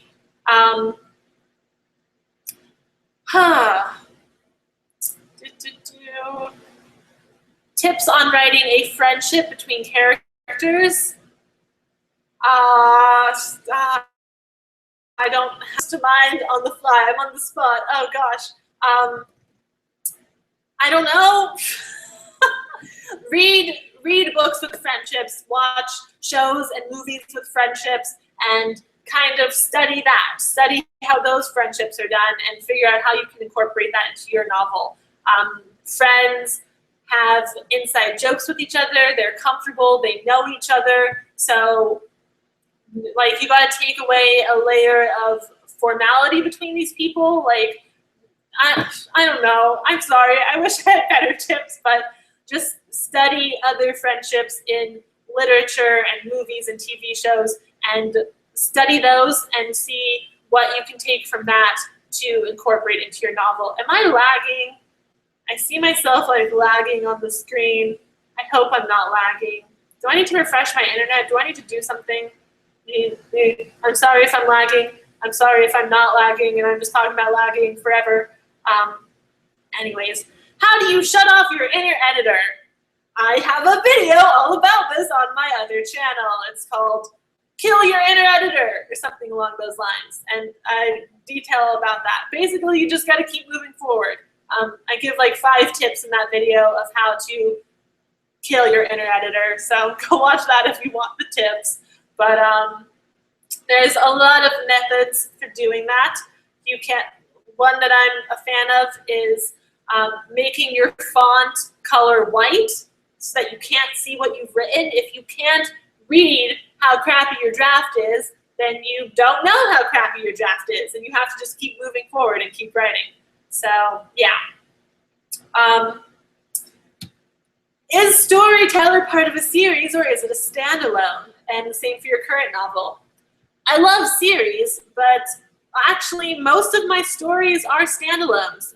This one is a standalone, but like I said, it's kind of a part of a quartet a little bit, unrelated. Like maybe I'll do some crossover characters, I don't know. Right now I'm just focusing on this and it is a standalone. Storyteller was a standalone. What other stories can I talk to you about? Warlock and Gladiator was a standalone. Last year, The Last Warrior was the first book in a possible series. But most of my stories tend to be standalones. I like writing standalones. I also like series, but series are intimidating because you put that first book out and you might still be working on the rest. Like, I hate getting feedback on something before I'm done with it, which is, again, why I'm not talking too much about my novel this year and why I kind of regret doing that a little bit in the past, because I want to be able to finish this and live in the story world and get it done on my own before I see what other people think about it. And with a series, you publish the first book and maybe you're still writing those other books, the second book, the third book, the fourth book later on. It's like an ongoing thing. So you publish the first book and people start sharing their opinions and they're like, these characters better end up together. I hate this character. She was so annoying. Blah, blah, blah, whatever they want. Whatever people say about books. And then you're still working on this story. Like, yeah, that single installment is over, but you're still working on it. And so as you're working on the second book, you have these reviews, these statements about the first book in your mind. Like, oh, the character was annoying. Oh, man, while I'm working on the second book, I better do what I can to make her less annoying. Or, oh, man, people want that couple to end it together, and they're not going to end it together. Oh, man, they're going to be mad.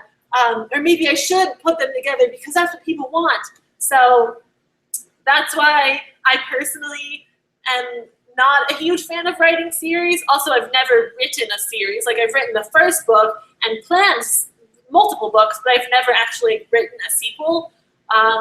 So I don't know. I definitely have ideas, and I definitely would, but it's more intimidating than writing a standalone. Like, a standalone is a one-shot. Write it, get it out there, you're done. People can say whatever they want about it, it's done. Yeah. Storyteller was done. I thought Storyteller was done. Did you not finish it? I finished the draft. I have like 55,000 words in the first draft, but I didn't revise it. Like, it's done in the drafted sense, but it's not done in the polished and ready for other people to read it sense. Are you planning on making any challenges or tags for the last of this year? Like book tags? Are you talking about NaNoWriMo or like bookish stuff? I do have 2 ideas for book tag type videos for my main channel that I will maybe possibly do by the end of this year. We'll see. I don't know. It depends on if I get around to it. Right now, my life is NaNoWriMo, and I'm more focused on writing books than reading books. But I do have a couple ideas for original book tag type videos. We'll see. We'll see if I can do them before the end of the year. Blah, blah, blah, blah, blah, blah, blah, blah, blah, blah. Do you remember the very first story you wrote? If you do, about how old were you when you wrote it? Okay, this is something that I will talk about further in my writing story video. I am going to make a video about my writing story. It depends. The first time I actually seriously tried to write a novel, I was like 19 years old, maybe, and I was like, yeah, I'm going to actually try this. And I do remember what it's about. I'm not going to talk about it right now, but I'll talk about it in that other video. However, I've been writing for my whole life. Like, in junior high, I wrote plays and sketches and a screenplay for, okay, circa Not Another Teen Movie and Scary Movie and all those parodies. I decided to write a screenplay with my friends. It was like a parody movie of a soap opera. It was called The General Passions of the days of all my young and restless children's lives. What a title. I wrote that in like 7th grade with some of my friends. It probably wasn't very good. I don't know. I have fond memories of it right now because it was just so ridiculous and hilarious. But yeah, that was in junior high. When I was in like 3rd grade, 4th grade, we had to write like stories in class, and I loved writing stories then. I'll talk about all this in my writing video. I've been writing a lot for my whole life, pretty much. Like as soon as I learned language. All my friends want to read my work, but I've dealt with story theft and unhelpful critique. Then don't let your friends read your work, okay? Find another writer who will give you helpful critique. And this is the trickiest part, like how do you know who's gonna help you? I found both of my critique partners through my blog. I had a blog where I talked about my writing journey and like what I was working on, what I was writing, and there are plenty of others who do the same thing. Aspiring authors, a lot of them start blogs, and you read other people's blogs, you find other people, you comment. That's how I met both of these people. They were commenting on blog. They're like, oh yeah, your story sounds cool.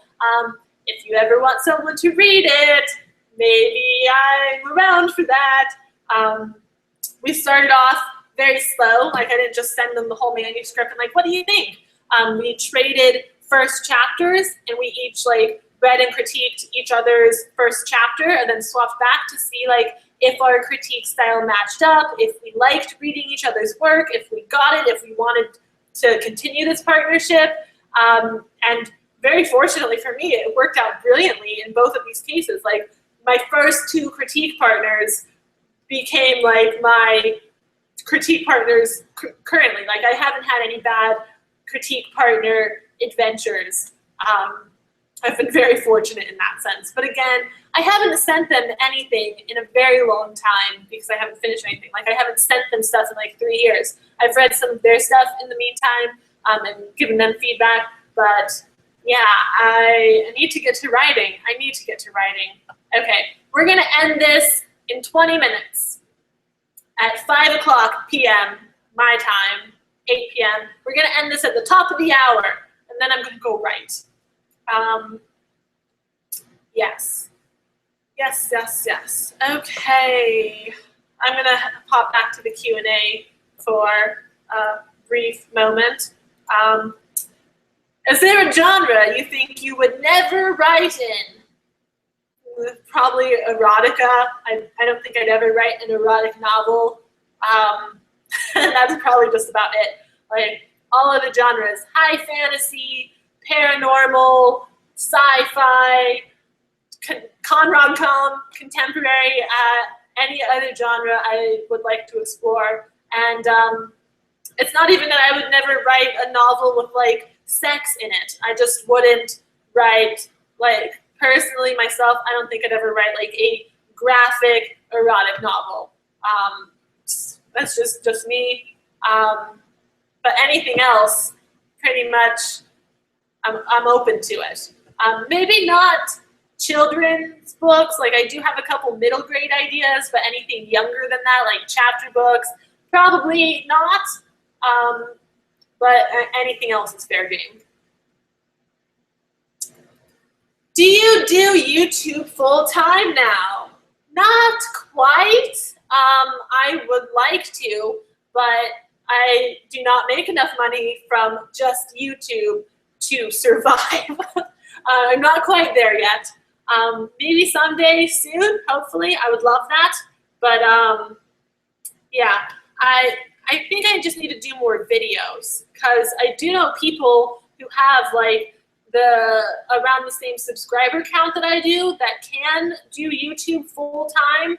But also I live in Los Angeles now and it's expensive down here. So I don't quite make enough from just YouTube, but I do have some affiliate stuff that really helps. Like I have the Audible affiliate, audibletrial.com/KatieTastic. And when people sign up through that link, I get some money from that, like a commission, and that really helps. Also, I have a book depository link. It's not just /Katie-tastic. It's like AID equals Katie-tastic. I don't know. I link it in a lot of my videos on my other channel. And that really helps. Any commission, affiliate, sponsorship stuff really helps. But YouTube alone, no, not enough to make a living off of. At least not for me right now with my current living situation. But it's the dream. Actually, the dream is to make a living off of YouTube full-time and writing full-time, writing and YouTube full-time together separately. If I could just write in YouTube all the live long day and also read, that is my dream career. That is my life. I love that. Actually, I would also love, like I kind of mentioned earlier, if I could work on writing a TV show.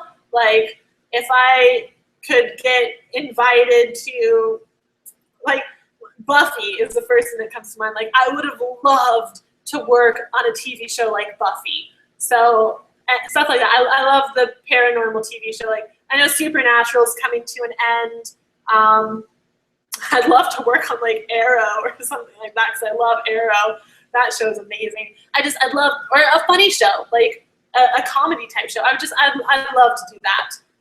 But that is more of a reach. Like, I feel like I could write a novel and self-publish it and maybe possibly do decently with that, but I don't even know the first step to writing for television or getting on, like, a team of writers who writes for TV. I don't even know how to do that. Do you ever base your story off of dreams you have? Sometimes. I don't have any, like, concrete examples for you, but sometimes I'll have a dream and, like, it'll be so vivid, and like, I'll incorporate some of the feel or the tone. Like, I usually don't remember a lot of details about a dream. Like, I'll just remember, like, man, I just had the coolest dream. I wish I could remember it all and write it down and make it a story. But a lot of the time, my dreams don't actually make story sense. Like, I'll wake up and I'll be like, oh my God, my dream was story. That was my dream was story. Oh my God, my dream was so cool. It was an awesome story. Like, I should try to remember that and plot it out. But then I start thinking about my dream, and, like, even though when I was dreaming it, it seemed like a really cool plot and, like, oh, plot twist, oh, it was awesome. As soon as I start thinking about the details, I'm like, that actually made no sense whatsoever. Like, there was no transition between this. Like, suddenly we were here, and then we were here, and even though in the dream it seemed like that was a cool plot twist, it actually was not. So sometimes dreams influence my stories, like, usually in tone, or, like, a few specifics that will, like, come to mind. The one thing that I think of the most with this question, like, the first thing that I think of was with storyteller. I had this dream. I dreamed a dream of days gone by. I had a dream where I was in a relationship.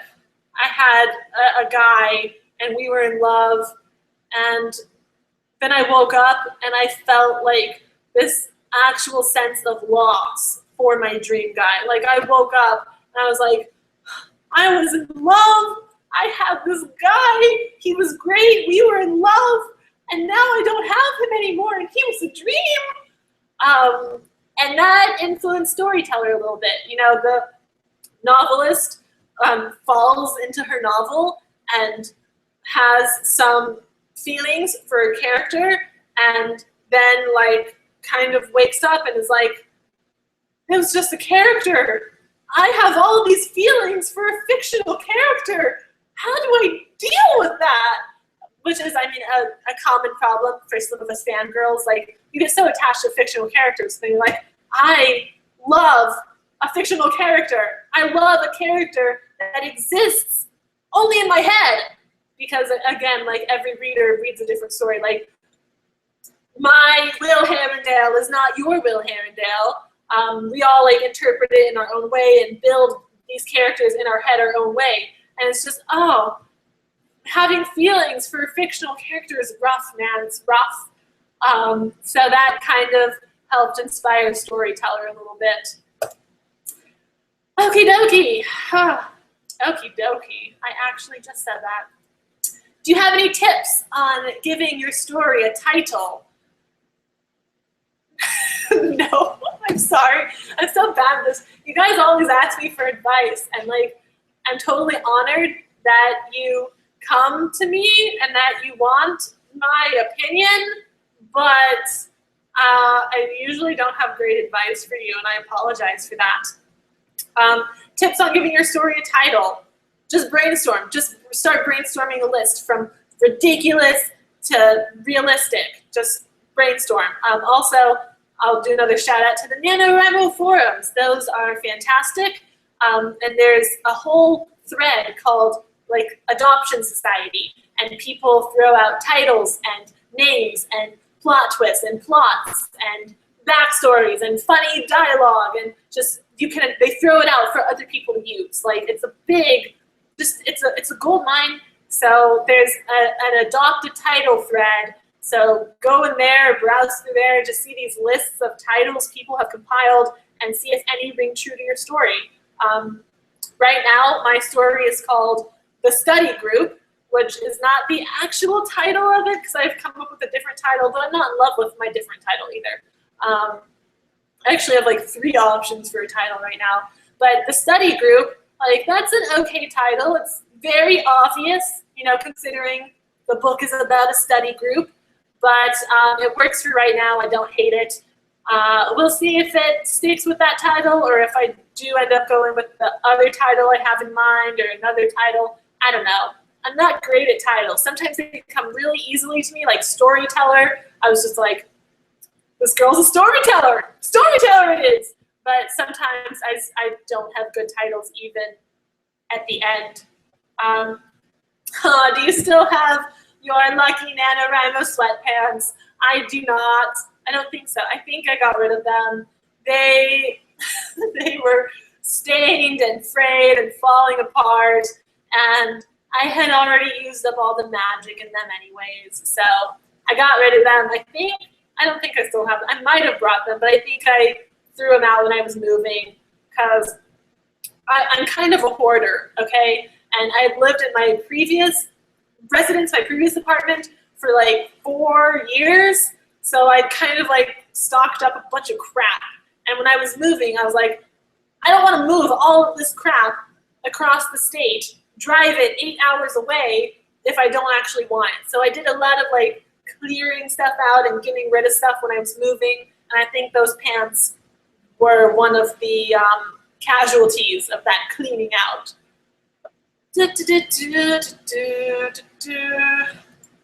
Promise us you'll still make booktube videos when you're rich and famous.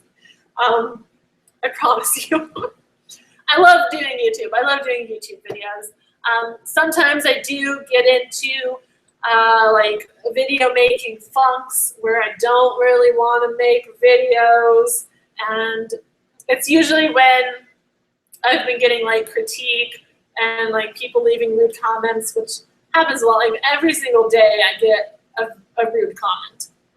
And I kind of have built up a shell to it, because every single day I also get positive comments, much more than the negative comments. Like, for the most part, I get so many kind, supportive, encouraging people watching and commenting on my videos. But there's always negative people who will, like, if I'm already feeling kind of down that day, like I don't really feel like vlogging, and then someone leaves a comment about how annoying my voice is, how annoying my face is, how annoying my hand motions are, it like gets me down. Like, I'm like, okay, I need to change my voice. I need to sit on my hands so I don't move around so much. I need to change my face so it's not how it is.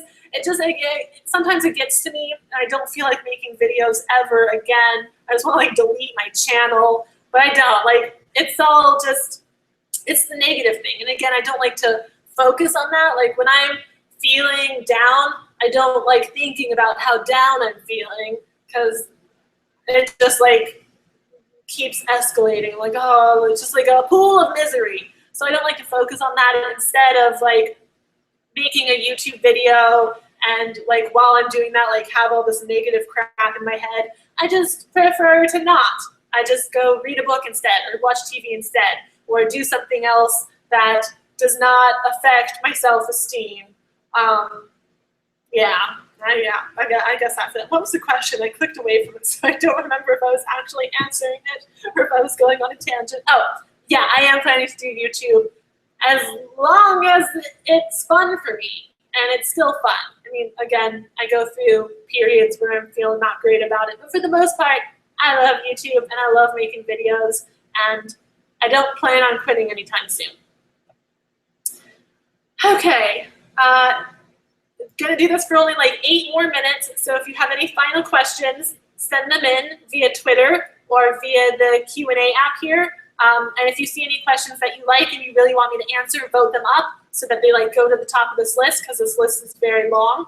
And I know I'm going to like scroll through the whole thing looking. So yes. Okay, I'm going to pop over to Twitter for a second to see what we have here.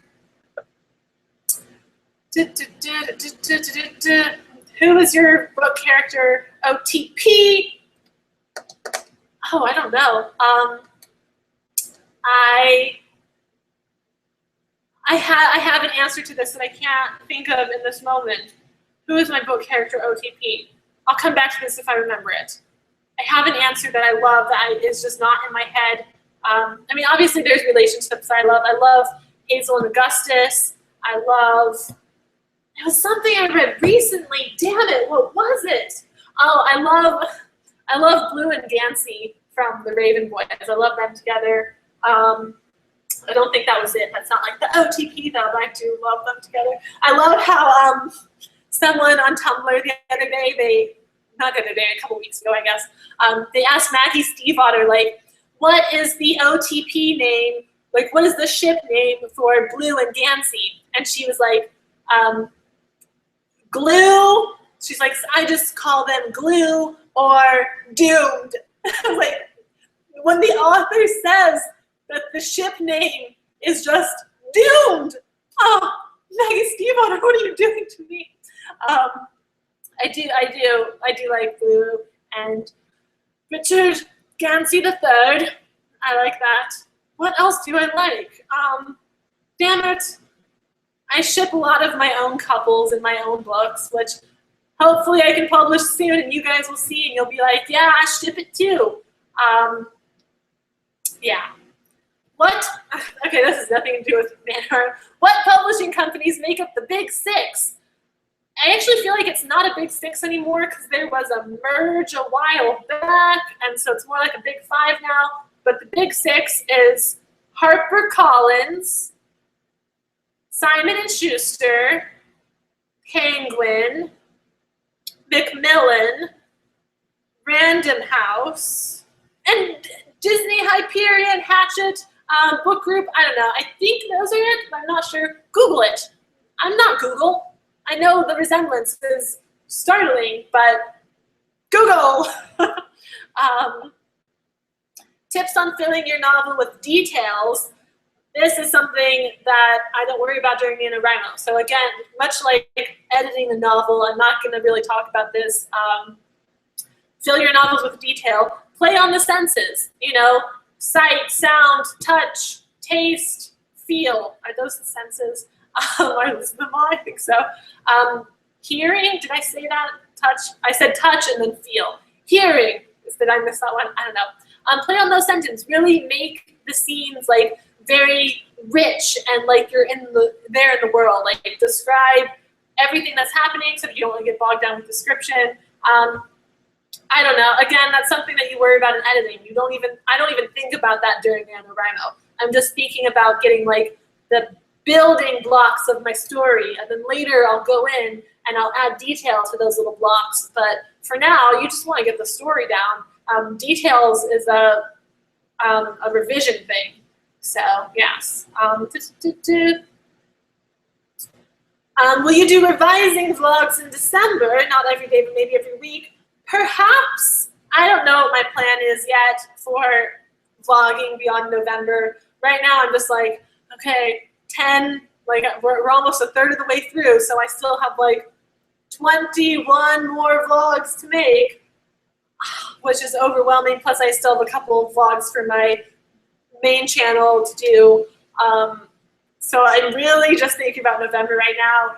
I might do revising vlogs in December, or I might use December to kind of take a break, finish up my draft if I'm not done, work on a revising plan, and I do plan to launch a series of writing related videos on my main channel in January. Like I do plan to do some more writing advice videos, and they will be more polished videos, so they're gonna go on my main channel. Like the reason I'm doing the NaNoWriMo videos on this channel is because they're not very polished and they're rambly, and I didn't wanna like clog up the main channel's feed with that, since I still wanna do other videos there. If you care about NaNoWriMo, you subscribe to this channel to see the NaNoWriMo videos. But for the most part, I am going to do my writing videos on my other channel.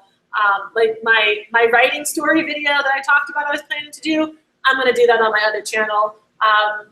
This is just because it's rambling, NaNoWriMo, not very well edited or polished kind of videos, and so I feel like I want to do them over here. So yes, I will be making videos. I'm not yet sure of my plan. I'm sorry I like answer all these questions in such a roundabout way. It's why I don't get to enough of them, and I'm sorry.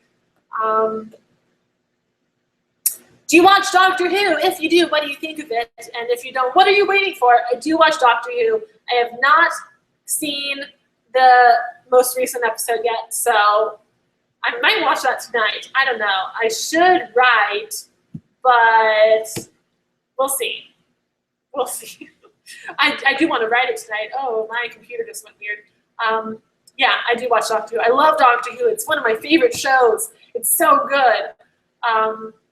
I love Doctor Who, yes. Okay, I'm going to hit the Q&A for a couple of last final questions, and then we're going to wrap this up. Okay. How do you make a boring scene, like where the character is getting dressed or something trivial, not boring to write? If a scene is boring, I try to just skip it. Like a character getting dressed, if there's nothing interesting about it, skip it. Like if it doesn't add to the plot, if there's nothing, like if it's just a trivial scene, like that's skippable to me. Obviously, it depends on what is actually transpiring in that scene and if it is actually important. But if a scene has nothing interesting about it, like nothing that's like compelling you to write it, then what's going to be interesting about reading it? Like if you're bored while you're writing it, it's probably going to be boring while someone is reading it. You got to make it interesting. You got to keep it interesting. If it's boring because you're just like feeling down on yourself and you're being overly critical, then that's one thing. But if it's actually boring because nothing's happening, then that's another thing. Add something to spice it up. Add some conflict. Like if a character is just getting dressed. Okay, I have this one story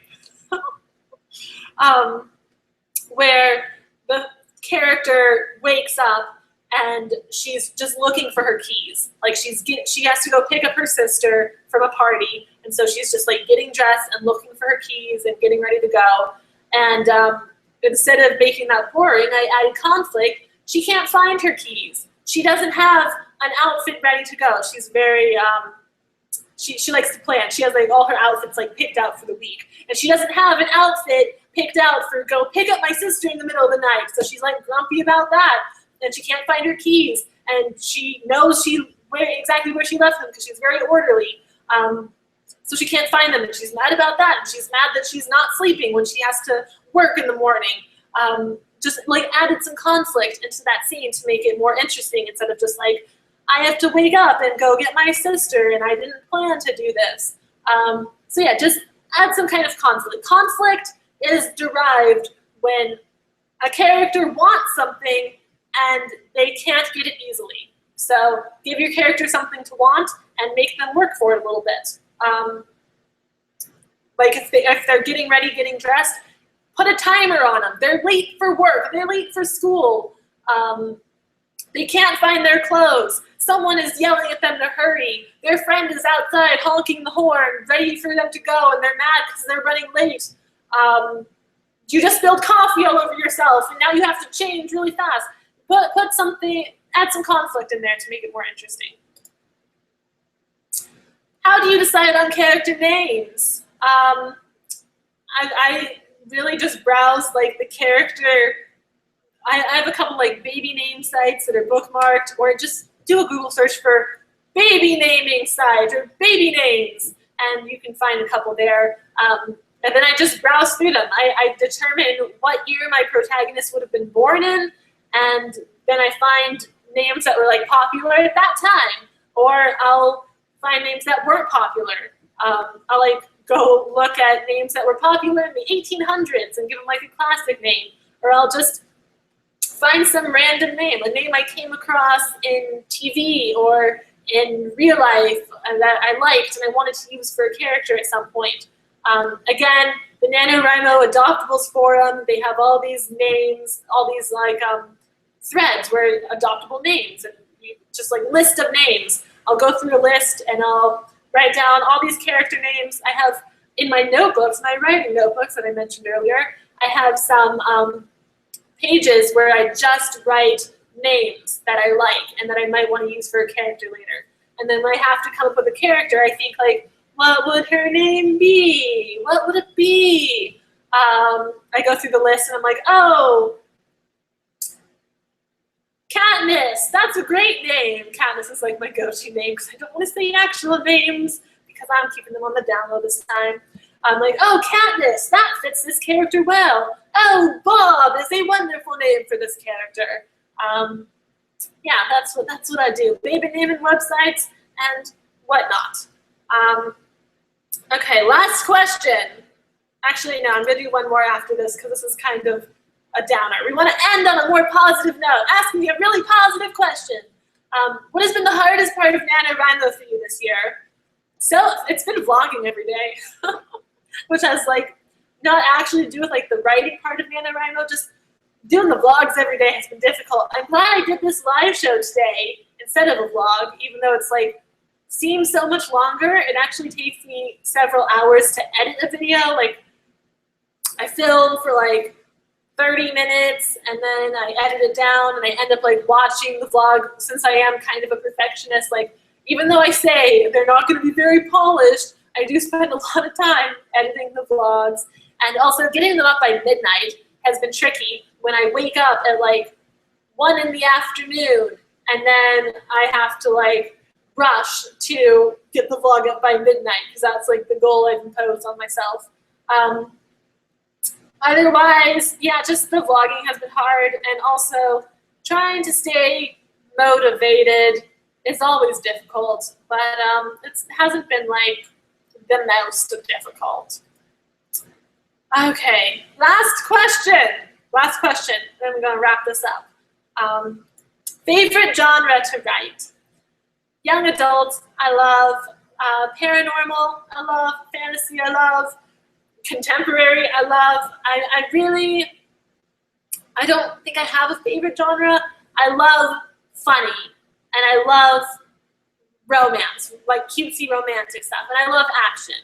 So anything with like this rom-com, it doesn't have like a ton of like kick butt action, but it is funny and cutesy, and I'm loving it. I like funny. If funny, I like writing the humor. And I do like writing like epic fantasy, paranormal action scenes. That's always fun. Yeah, I don't have a favorite. I love all of the, from fantasy, paranormal, contemporary. I'm good with it. I like it. Maybe like more technical stuff would be my least favorite to write. Like in theory, I love a good fight scene, but actually like writing it out, I'm like, okay, she kicks him and then twirls and kicks someone else. Like it gets a little bit more difficult there. But yeah, I love the funny. Okay, that is going to be it for this live show. Thank you so very much, everyone, for stopping by and hanging out with me.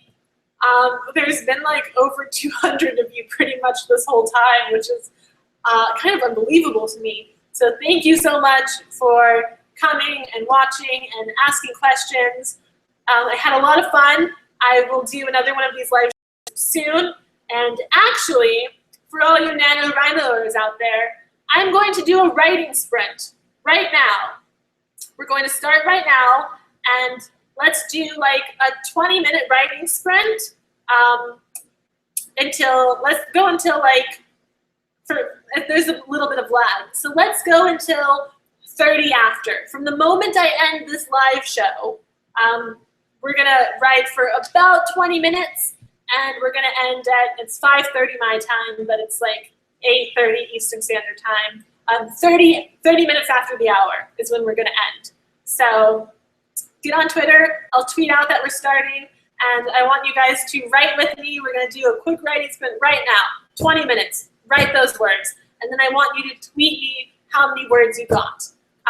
Obviously you don't have to participate in the writing sprint if you don't want to, but I think it will be fun, and it'll help you get your words done. Okay, we procrastinated for a good 2 hours, and now it's time to actually do some writing. So I'm gonna wrap this up. I'm gonna go on Twitter, post a quick writing sprint. I hope some of you guys join me. I hope you have a wonderful night. Again, thank you so much for coming and asking questions. I'm sorry I couldn't get to all the questions, but I appreciate you coming and hanging out with me. So yeah, I'll see you on Twitter, and I will see you tomorrow with a new update video. So yes, good night, goodbye, good luck writing. Sprint with me on Twitter right now. We're going right now. We're gonna go right. Okay, I'm ending the broadcast, and I'm tweeting it out. Bye!